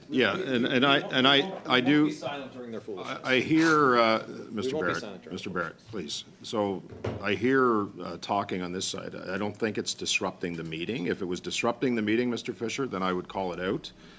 But it's quite common, and I've heard it from your side where conversations happen. So, Ms. Khalid, go ahead on the floor. If it becomes disruptive, I've called it out in the past, and I'll continue to call it out. Thanks, Gordon. Go ahead, Ms. Khalid. Thank you, Chair. And, you know, like I find it, again, like really telling why all of a sudden there are big whispers and there are potential disruptions in this committee, because they don't want to hear what I have to say.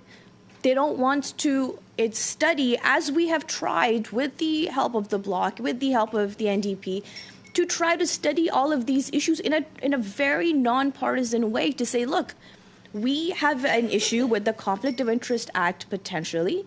We have a way here in this committee to review that said act based on what kind of transactions have happened in the past by whether it's Conservatives or anyone else.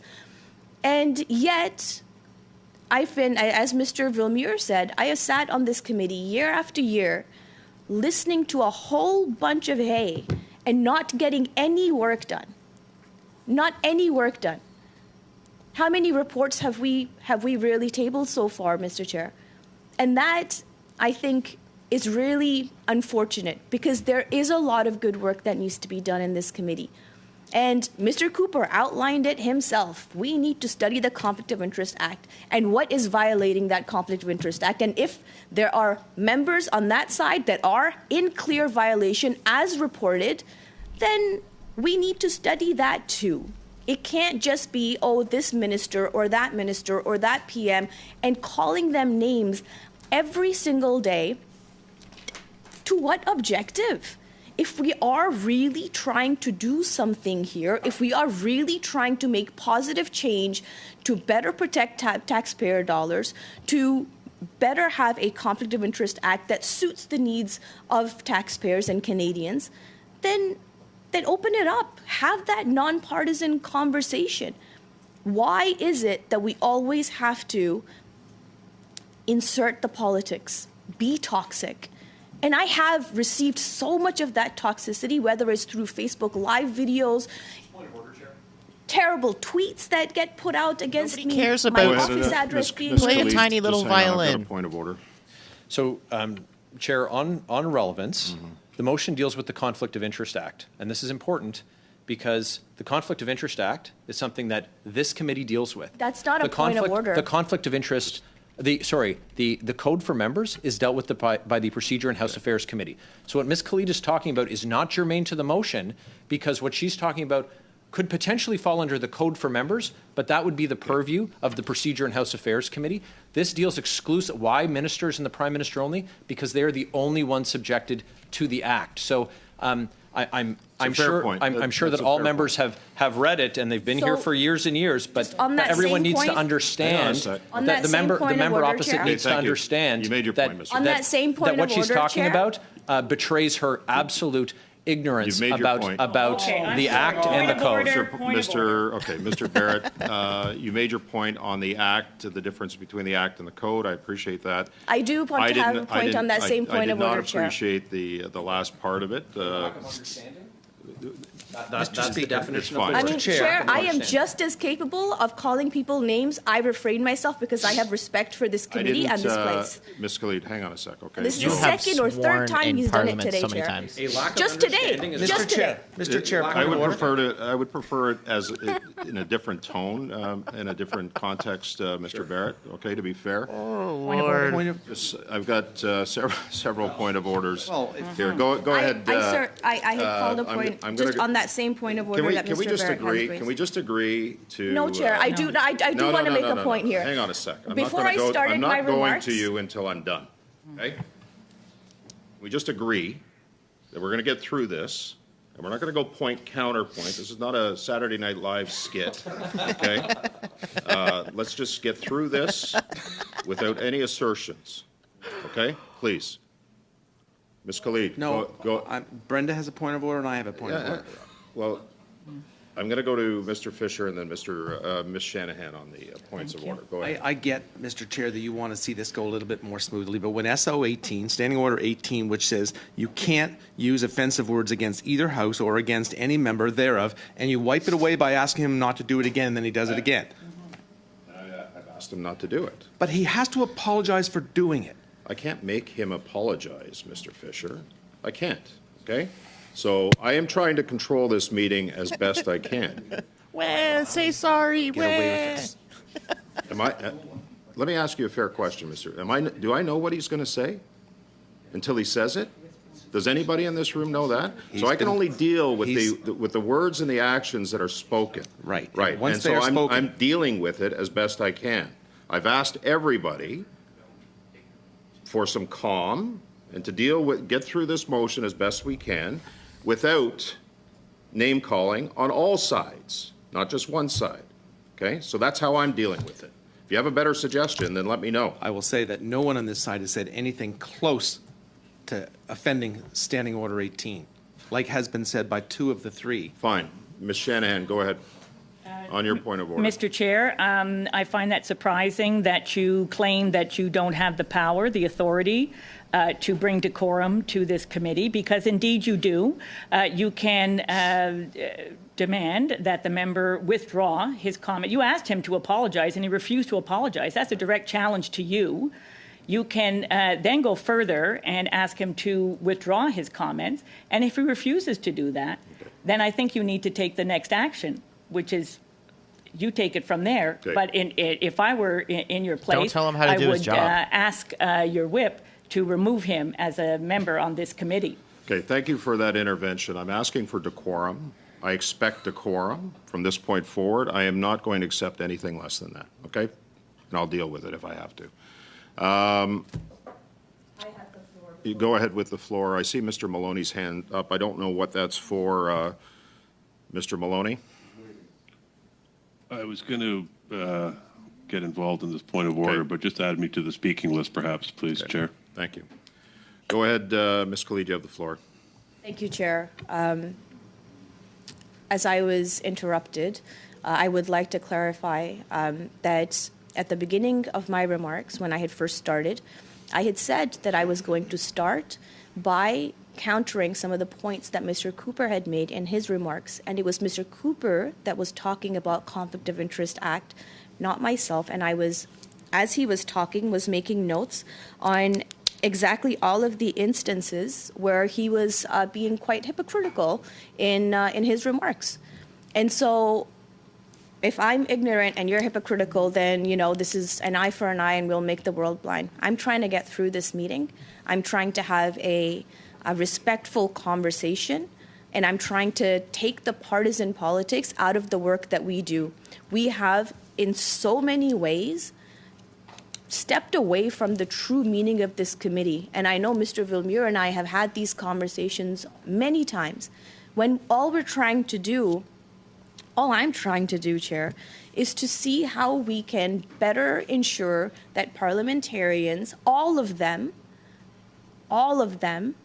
conduct themselves in the manner that a parliamentarian should. And that doesn't just mean, obeying all of the rules of the House, being respectful, not name-calling, making sure that conflict of interest, not just actual, but the perception of which does not happen. And I think that, and I have said this many times before in this committee, we need to do a fulsome review of how this is, instead of piecemeal here, piecemeal there, depending on whose political objective is being achieved here. Because that's not the role of this committee at all. And I think that we can do better. And again, I'm quite embarrassed by what Canadians would have watched today by the conduct of my colleagues here. I'll park my comments there, Chair. Okay, Ms. Shanahan, by you have you. the floor. Go ahead. Well, thank you, Chair. And I just want to put on the record that when abusive comments, unparliamentary language is used by members, it's not the individual members that are affected. It is the honor of this House. It is the honor of our parliamentary Westminster system, which relies on people being able to speak with each other, de parler entre eux. We expect that we can be respectful in how we speak to each other. On our own behalf. It's not our own particular interests that we are bringing forward. They're the interests of the people that we represent and Canadians as a whole. And that is why, Chair, I must say, I am disappointed that you have not taken a firmer hand in the conduct that has Ms. occurred Shanahan, here. I have two options if the meeting is disruptive, and that is to suspend the meeting or adjourn the meeting. Those are the only two options that I have at that point. So I've chosen not to do that, hoping that we can get through this motion. And I'm sorry you're disappointed, but I'm exercising my authority as chair to the best that I know, and I'm not going to accept you challenging me on that. I'm doing my best here. I've asked for decorum, I expect decorum, and that's the way we're going to proceed. If we don't have it, then I'll think about those other two options. Well, and indeed, Chair, your role as chair is Stop telling him how to do his primary to that job. respect occurring. And I would appreciate that all colleagues here actually respect, when you ask for decorum, that they do respect, that all of us respect that decorum. Because again, it's not about you personally, but it's about the role that you occupy. And I will park those comments there. In moving to the motion at hand, so there appears to be a question here of ordering, I believe, PAVCO to be a company, a ticket distribution company of some sort. I don't know. It's been a while since I bought concert tickets. To provide to the clerk of the committee within 2 weeks all records and providing of tickets for any Taylor Swift concerts at BC Place, et cetera, et cetera. Other members have the motion before them. As I said in my discussion regarding the amendment, I have questions about why indeed, if we're concerned about, I guess this is what we're concerned about, is that undue influence is being wielded by the offering of Taylor Swift tickets. I guess times have changed, but maybe not so much, because we heard how in earlier parliaments it was a question of Justin Bieber tickets. It was a question of course, hockey game playoff tickets and whatnot of again, members, not because that member is a special person in themselves, but in the role that they occupy, would be accorded some kind of special favor or privilege. And so when we hear that indeed potentially any member of Parliament and I guess any senator is potentially in that role, it might be something to explore the records of each and every parliamentarian, whether it be around a specific event or to enlarge it and out. I want to think about that a little bit more, because it's not really my cup of tea to do that kind of thing. In fact, it is the role of the Ethics Commissioner, Conflict of Interest and Ethics Commissioner, to to investigate if and when there is a complaint, either by a member of this Parliament or by a member of the public, vis-a-vis the conduct of a member here. This is why we are advised, and we've heard it from the Commissioner himself on several occasions, when colleagues were going down another rabbit hole, that we are advised to consult with the Ethics Commissioner as often as we feel the need when we are faced with a certain situation. Because indeed, Chair, any member at any time can be offered something during the course of their duties which may be questionable, it may be okay, it may not be okay. It's not every member what you would think would be an open and shut case or a black and white situation is not always the case. And we.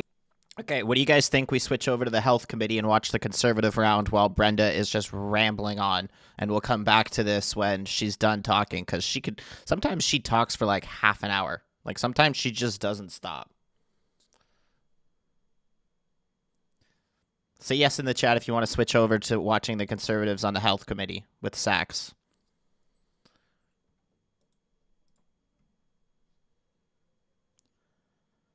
Sure? Okay. Let's switch over, guys. And mentioned for a national suicide prevention strategy in the fall economic update. There's no funding. As I mentioned, there is resources and work that is being done that is ongoing. Minister, do you have a mandate letter? Yes. Has it been published? It is the same mandate letter I've had since entering my office and position in 2023. Can you state for us what your priorities are? Chair, I do believe that my mandate letter is public and that he can reference it there. If he wishes to have it tabled to the committee, we can do that. Minister, is part of your mandate letter to establish a permanent ongoing mental health transfer?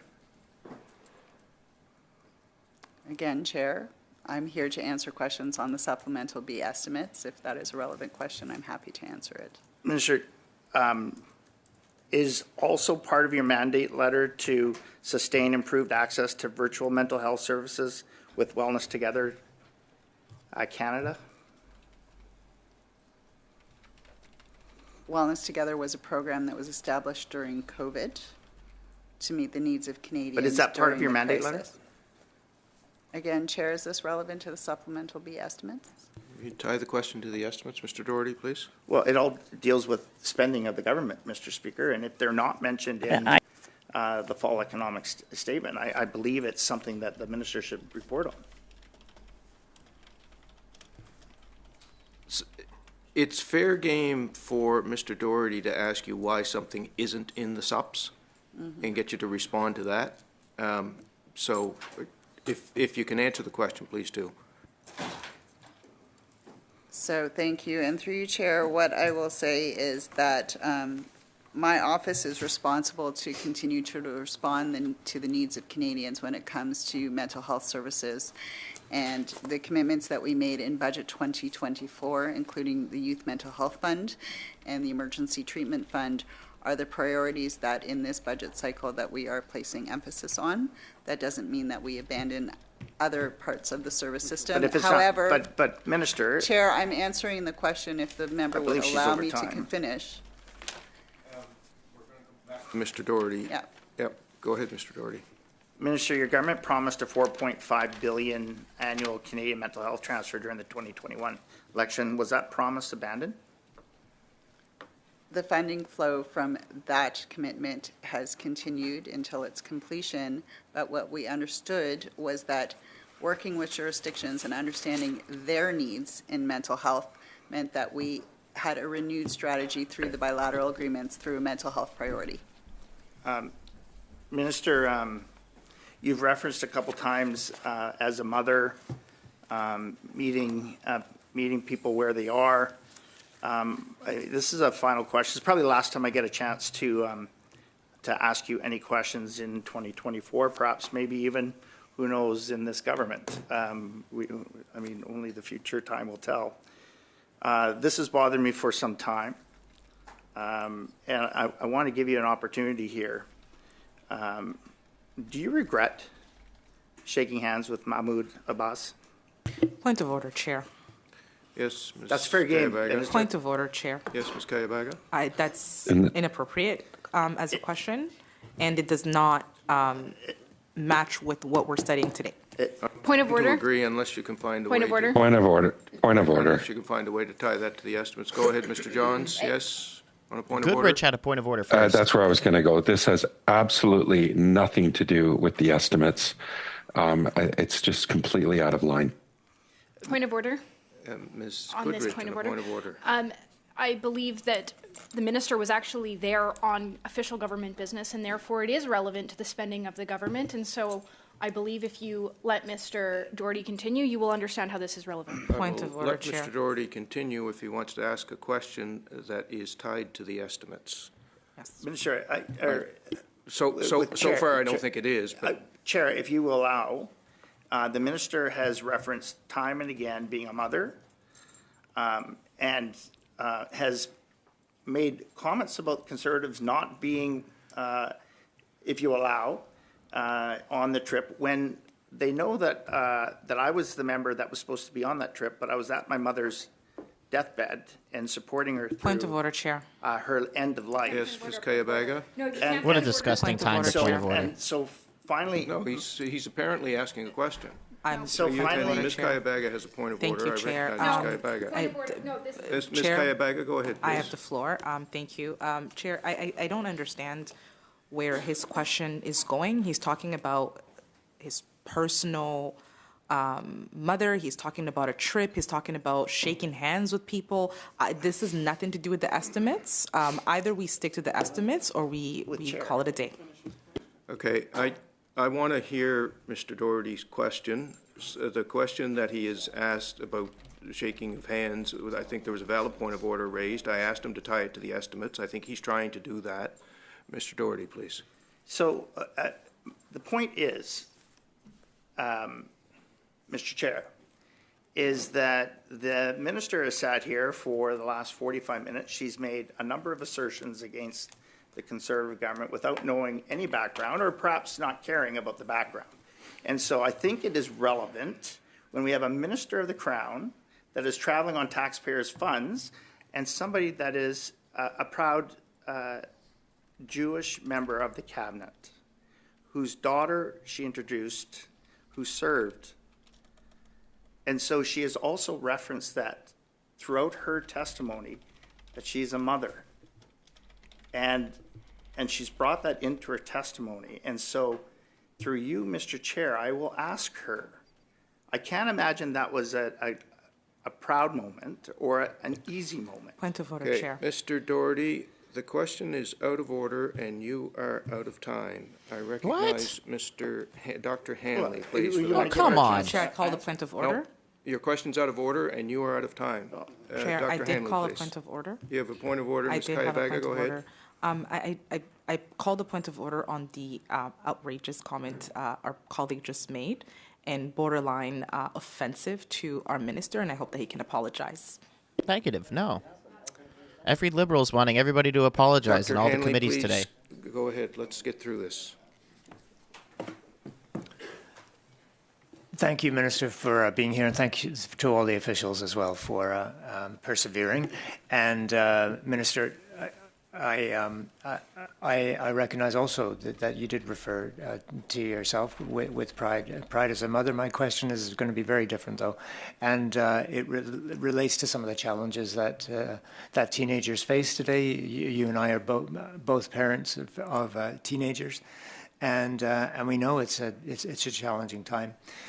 One of the specific questions actually is around students, post-secondary students, and how our government has made investments to support wraparound services for post-secondary students, particularly post-pandemic when there are so many extra stresses.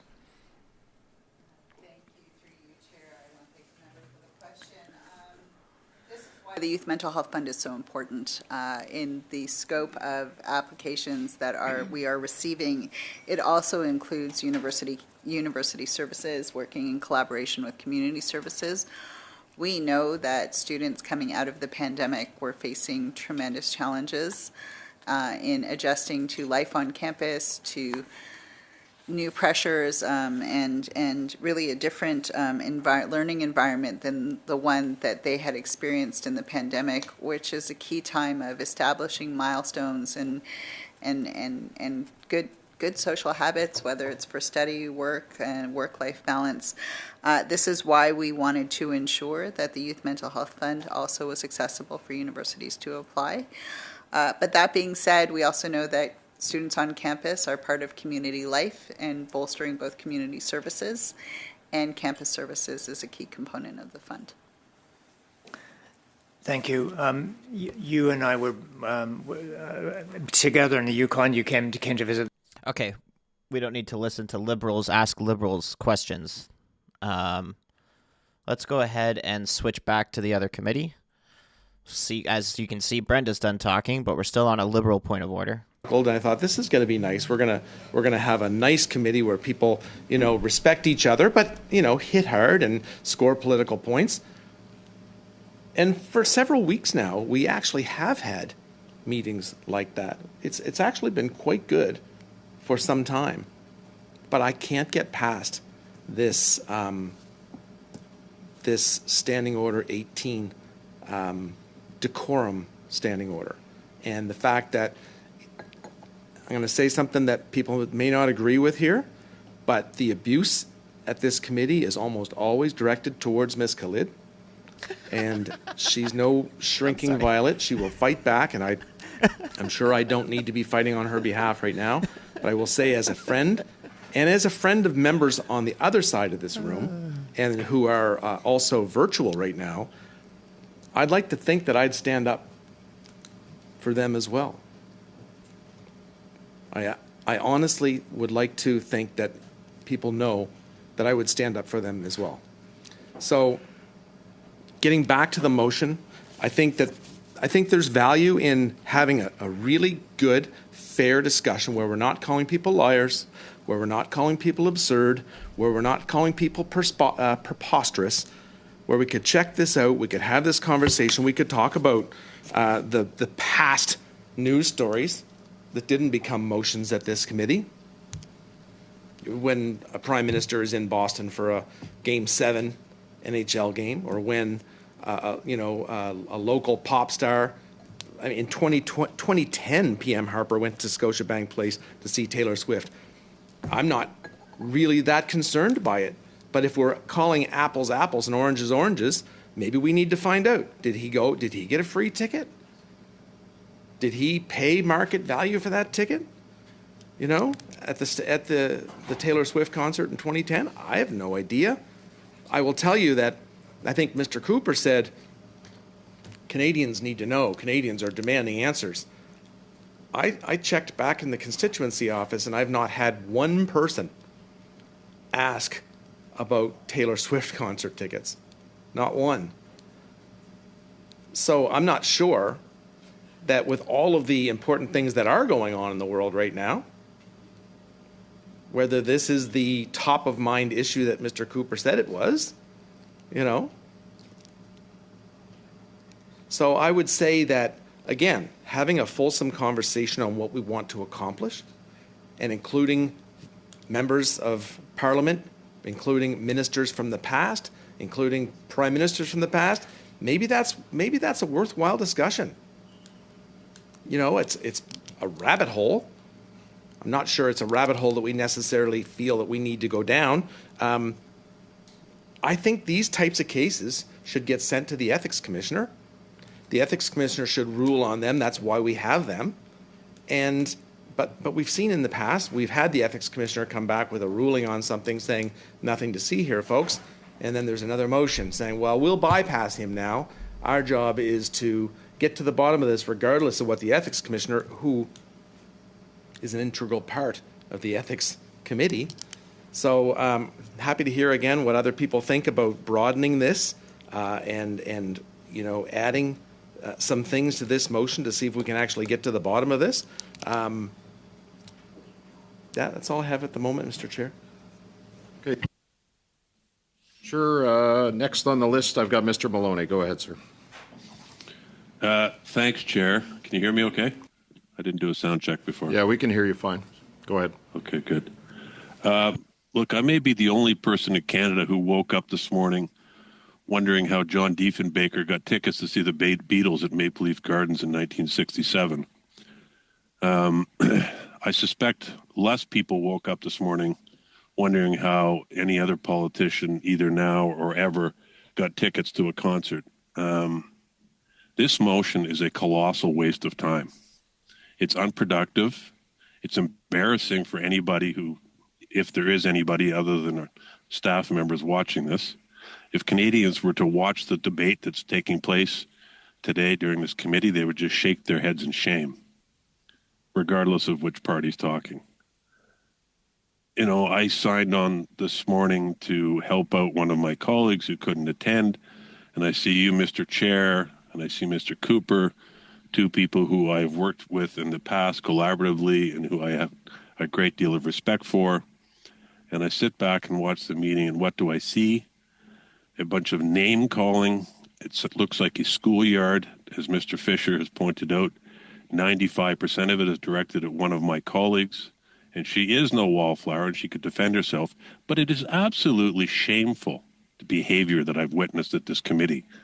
And then I'll repeat myself, anybody who watched this would think it's a disgrace. And I think anybody who's been behaving in this way should just stand up right now, raise a point of order and say, I'm sorry, that was really pathetic. And if you look at this motion, and I will end with this, it's so ridiculous because nobody cares.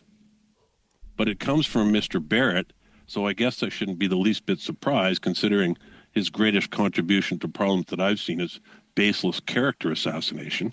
So, Mr. Chair, in the interest of preserving decorum, I would hope you would adjourn this meeting and put an end to the misery that we're all experiencing.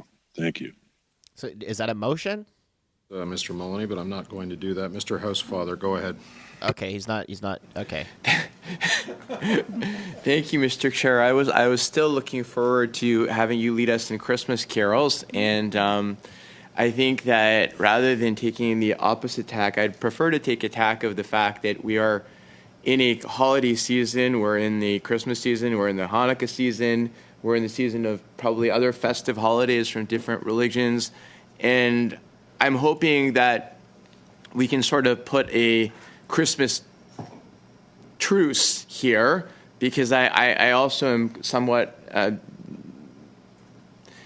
disturbed by the type of language that's being used, and I really hope we can sort of remember that we're here to be productive, we're here to be colleagues, we're not here to insult one another, we're not here to fight with one another. We can disagree, but we can disagree, as Scott Aitchison and I have always said, without being disagreeable. And it feels that too much that has happened today has been disagreeable. So that being said, let me come back to the substance of the motion.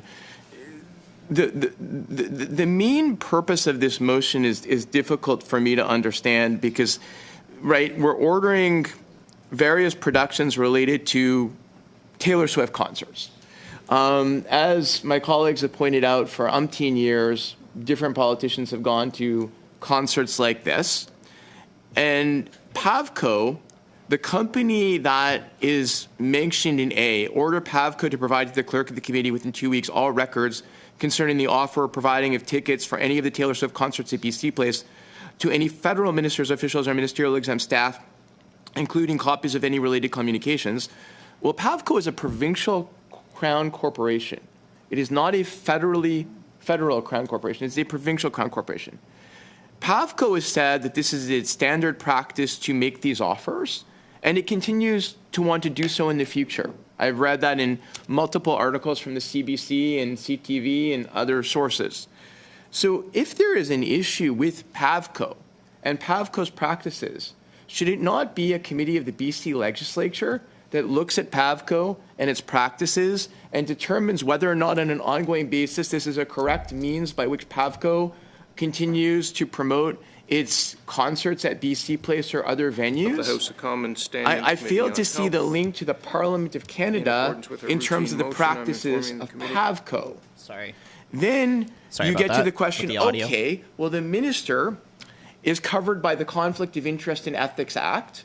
So this committee has jurisdiction over the minister, Minister Sagan, in his decision to accept a ticket or 2 tickets to the concert. But we also know from all of the information that we have that Minister Sagan didn't accept free tickets. He made a $1,500 donation to a food bank, which was what BC Place had suggested, or PAVCO had suggested, making a donation to a charity. Hey, Nancy, and wow, he thank you so checked much. with the Conflict of Interest and Ethics Commissioner before doing so.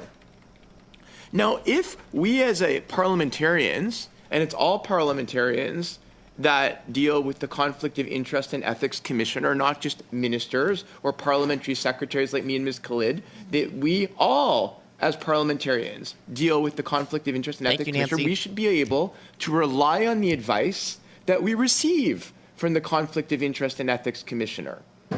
It's not correct to say that if the minister is told by the Conflict of Interest and Ethics Commissioner that this is in compliance with the Act, then the committee should be able to discredit the advice given by the Conflict of Interest and Ethics Commissioner and pursue a different level of inquiry. Maybe politically it's not smart to take tickets.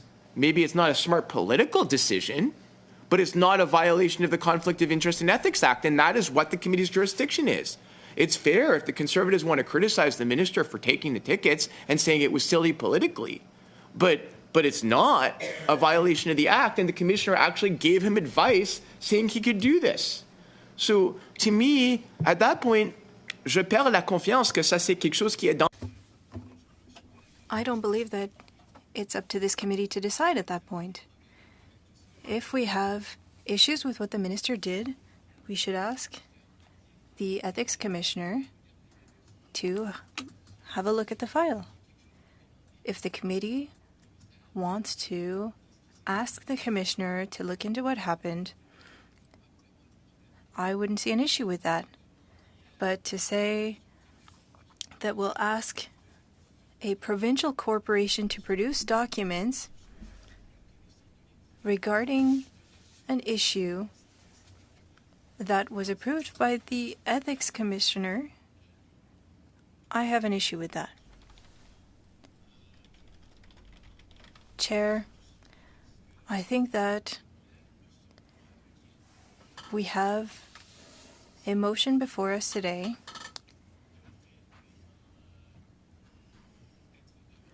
and I don't think that it's something that should be in front of this committee. It certainly isn't something that meets the needs of Canadians. And I'll now give the floor to the next person, Mr. Chair. Father, la prochaine intervention est pour. Ms. Shanahan, you have the floor, followed by Mr. Villemur. Oh, no, Ms. not Shanahan. Shanahan. No, we're tuning out. No. Thank you, Chair. No, we're tuning out. We're not watching her. Dear Lord. All right, let's watch Pierre Poilievre speak in the meantime. This just happened while we were watching committee. Et avoir une mise à jour économique. Tous les marchés Hey, mondiaux. Let me skip past the French part. Pour la remplacer. He's got a really deep sounding mic. I've got the bass turned up on that mic. De fou. Maison. Fait cette hypocrisie. Le contrôle de l'immigration.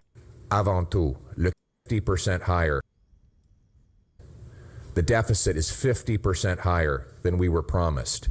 Our dollar has plunged below 70 cents American for the first time in ages, which means more expensive fuel, food, clothing, and materials for things like automobiles. It means our people will be poorer and the dollars they work so hard to earn are worth less.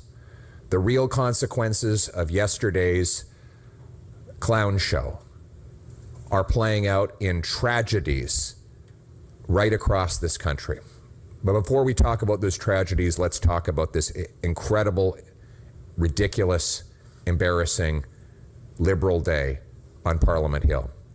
Let's capture the story here for a second. The world markets were watching to find out the size of our deficit. Remember, Chrystia Freeland, after helping Justin Trudeau double the national debt, add more debt than all prior prime ministers combined, said we can't go beyond the $40 billion guardrail, or else we'll go off the cliff. But throughout the year, with the prompting of Carbon Tax Carney, Trudeau's #1 economic advisor, he kept pushing his finance minister further and further leftward. More spending for this or that political gimmick, costly political gimmick, if I can use the words of Ms. Freeland. Again and again, he grabbed the wheel of the financial bus and jerked it to the left with the enthusiastic encouragement of Carbon Tax Carney. And as we were approaching the fall update, he grabbed the wheel entirely, jerked it to the left, smashed the bus through the guardrail and off the cliff. And then he thought he would blame Chrystia Freeland for it all. Carney, they had a deal that he would take Chrystia Freeland's job. I guess they were having camera issues there. When Carney saw how bad it all looked, he said, I no longer want the job. So just blame Chrystia Freeland and make her wear it all. Some feminist. The same Trudeau. That's in the video. Yeah, that's in the video. I guess they're having camera issues for him live. Was insulting Americans for not electing a woman president. He was busy throwing his own woman deputy minister under the bus. That's so true. To replace her with a man. You can't make this stuff up. And then that man said, I don't want the job anymore. Oh, that's so true. The published order of precedent that the cabinet of the government of Canada had decided on was that the job would go to the industry minister, François-Philippe Champagne. He immediately resigned, faster than you could even report that he had the job. The next person in the order of precedent was Randy Boissonnault. Remember the two Randys. The Randy who claimed that he wasn't the other Randy in order to cover up the fact that he was trying to take public money for his company while he was still a minister. The man who claimed wrongly Indigenous status and had to resign in scandal, well, he was temporarily the finance minister yesterday as well. And then we realized he couldn't have the job, so they gave it to Dominic LeBlanc. So yesterday we had 4 ministers of finance. On the day they were introducing this $62 billion deficit. Global markets took note, and the dollar plunged below 70 cents US, the lowest it's been in ages. Never once got that low under Stephen Harper. What does that mean? It means your dollar buys less fuel, food, clothing, and other internationally priced commodities all automatically become more expensive for Canadians. The dollars that our people work so hard to earn, that our pensioners contributed to their plans so much so that they could use, are worth less because of the chaos and clown show of Justin Trudeau and the NDP Liberals. And then there is the NDP.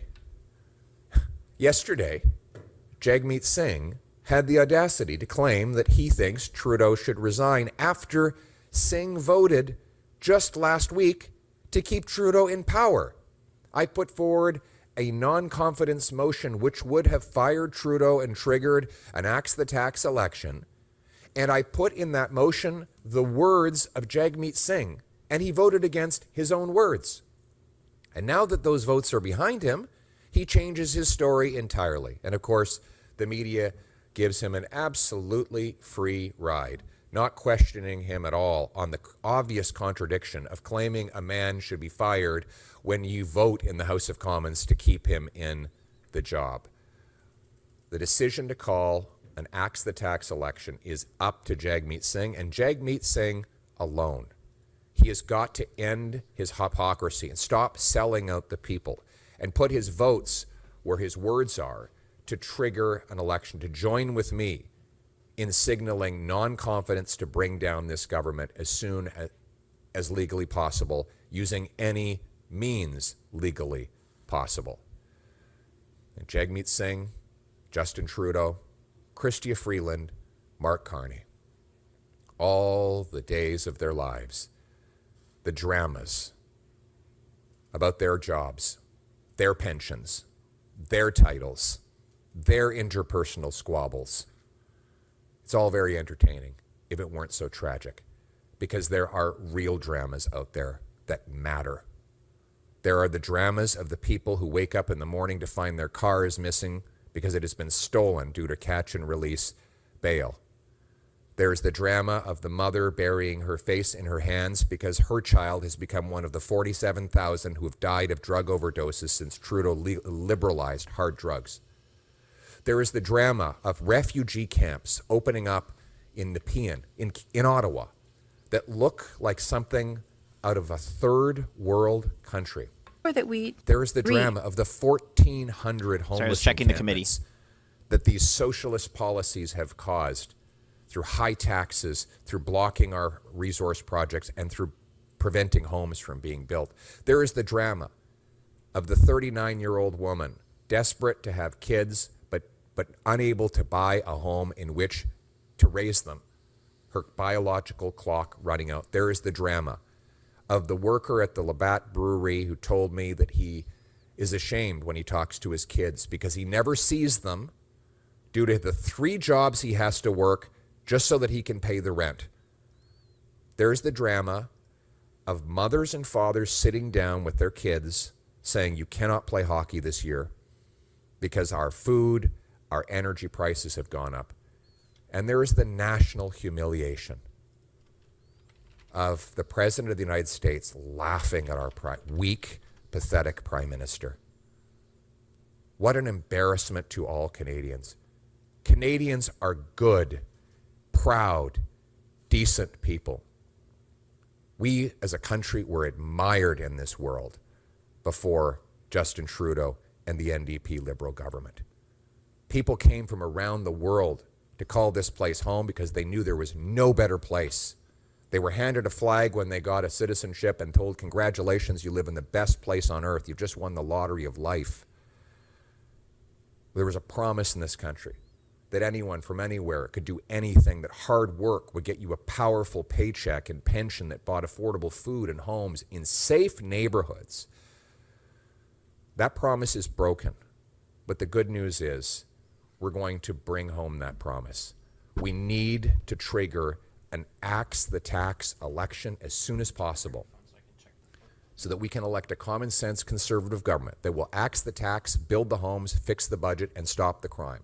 But more than that, a government that will bring our people together, unite all of us, liberals, conservatives, New Democrats, the people of this country, the common people around our common values, our common sense, our common history, and our common optimistic future. Most of all, we need a leader with the brains and backbone, the strength and smarts to stand up for us on the world stage, to face down the threats of tariffs and the leaders around the world and make our country proud again. In essence, we need to make Canada strong and free. Canada first, Canada last, Canada always. Let's bring it home. Thank you. We'll now take questions from the floor.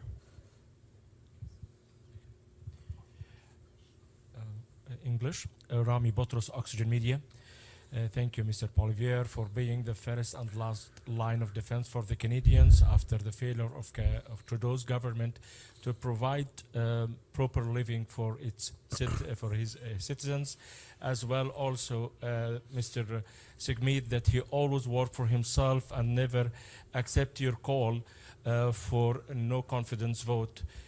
January 20th is a scary date for the Canadians because of the tariff that Mr. President Trump will impose on the exports of Canada. What are the most dangerous impact economically and politically on Canada? As we see, there is no clear plan how to face this 25% tariff. Thank you. Look, we sell more than twice as much to the Americans than we sell to the rest of the world combined.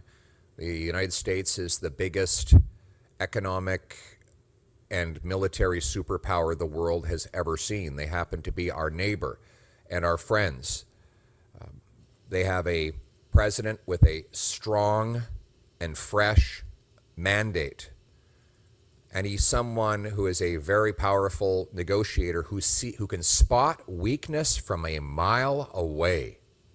And what does he see when he looks at Justin Trudeau and the NDP Liberal government? He sees a ridiculous clown show of chaos, and that screams weakness. President Trump has made it clear that he wants our jobs and our money. Justin Trudeau's chaotic clown show will only help him get it. We need a strong leader who will negotiate with backbone and brains, who will slash taxes, bureaucracy, and red tape to unleash free enterprise here in Canada so that our workers and our entrepreneurs can bring home the hundreds of billions of dollars that Trudeau's socialist policies have driven south. We need to rebuild our military, reinforce our borders, and negotiate a deal with President Trump that is good for both our peoples, that makes both Canadians and Americans stronger, richer, and more secure. And only the common sense conservatives have the strength and smarts to put Canada first. Thank you. Next question. Hey, Pierre, this is Shu BM with Y Media. Thank you. I'm sure you also saw Trump's tweet yesterday regarding Chrystia Freeland, calling her totally toxic and she will not be missed. Could I please get your thoughts on that? C'est clair que Justin Trudeau est vu comme étant une clown à travers le monde. Et la faiblesse de Justin Trudeau nuit à la réputation de tous les Canadiens. Ça cause des autres chefs mondiaux de l'insulter et indirectement d'insulter tous les Canadiens. Mais il y a des conséquences graves d'avoir un chef aussi faible.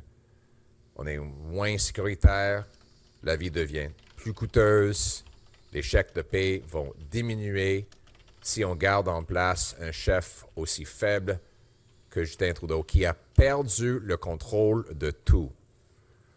Les Canadiens ont besoin d'élire un premier ministre qui est fort, capable de ramener des milliards de dollars ici au Canada, capable de faire face au président Trump avec force et compétence.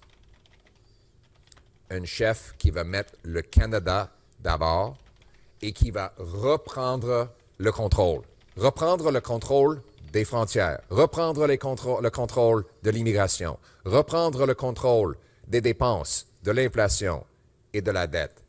C'est comme ça que nous allons mettre le Canada d'abord et avant tout et faire face au président Trump. Listen, yesterday's post by President Trump just shows that Justin Trudeau and his chaotic clown show makes Canada weak.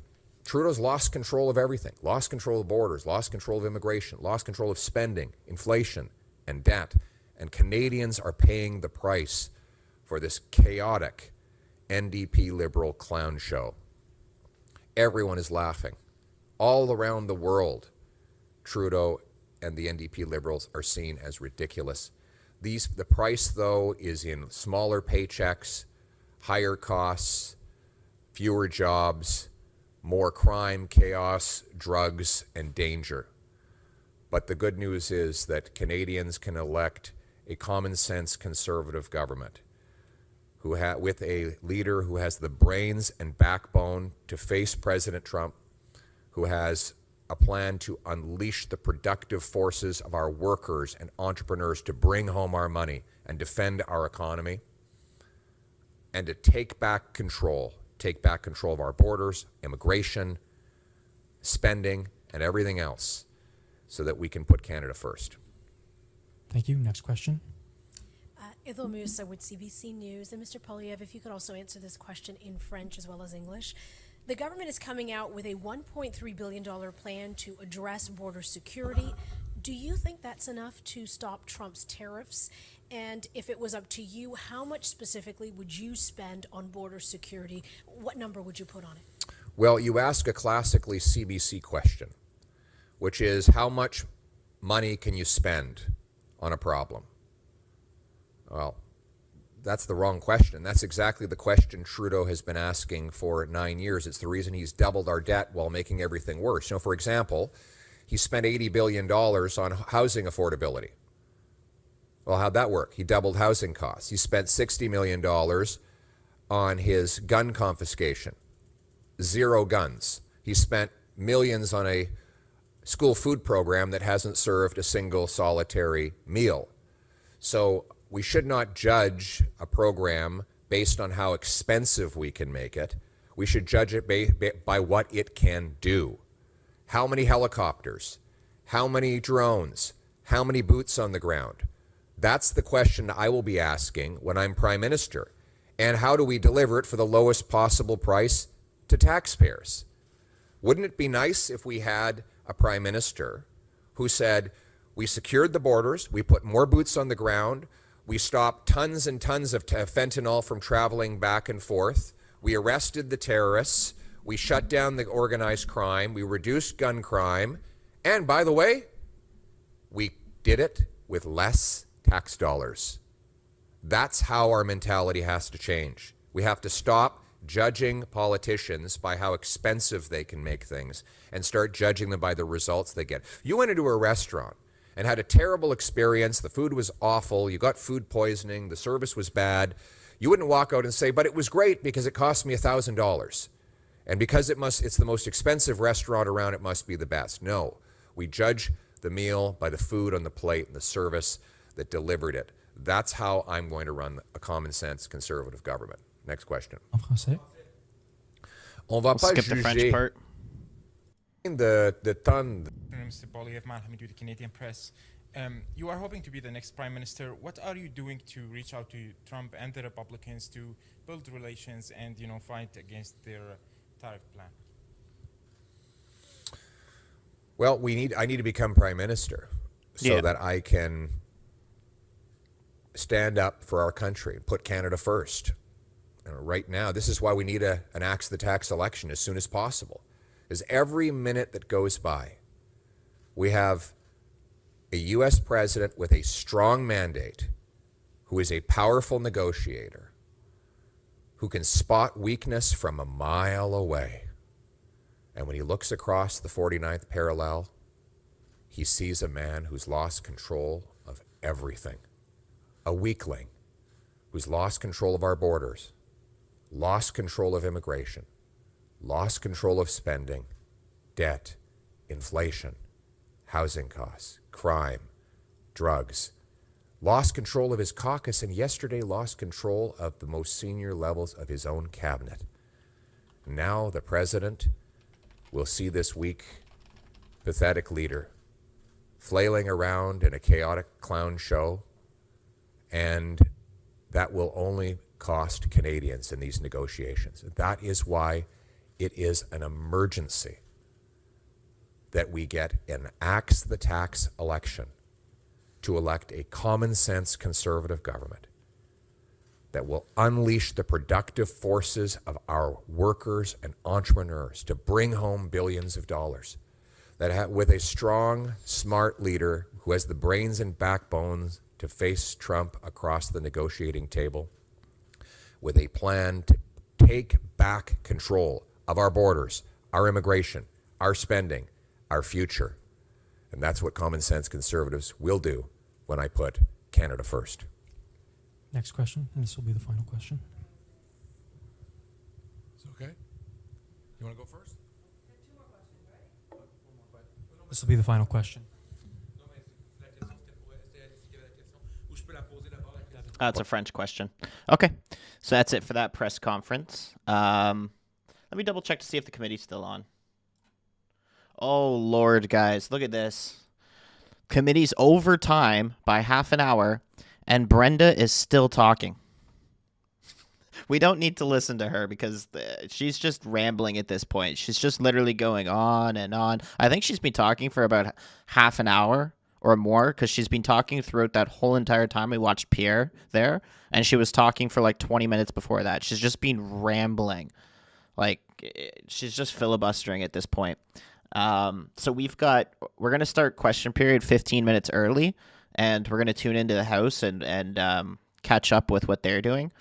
So instead of listening to Brenda, just go ahead and click that link up at the top there, and I'll put it in chat again.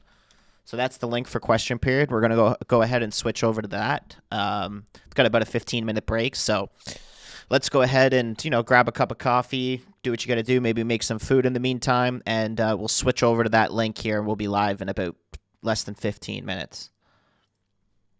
Oh, Donnie, appreciate you with the super chat. Nice super chat at the end there. No Shanahan, please. I know, we're not going to listen to her. She's just rambling. She's been rambling for over half an hour. She's just trying to filibuster. Those poor people have to hear her. I know.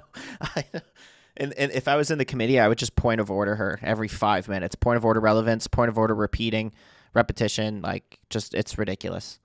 So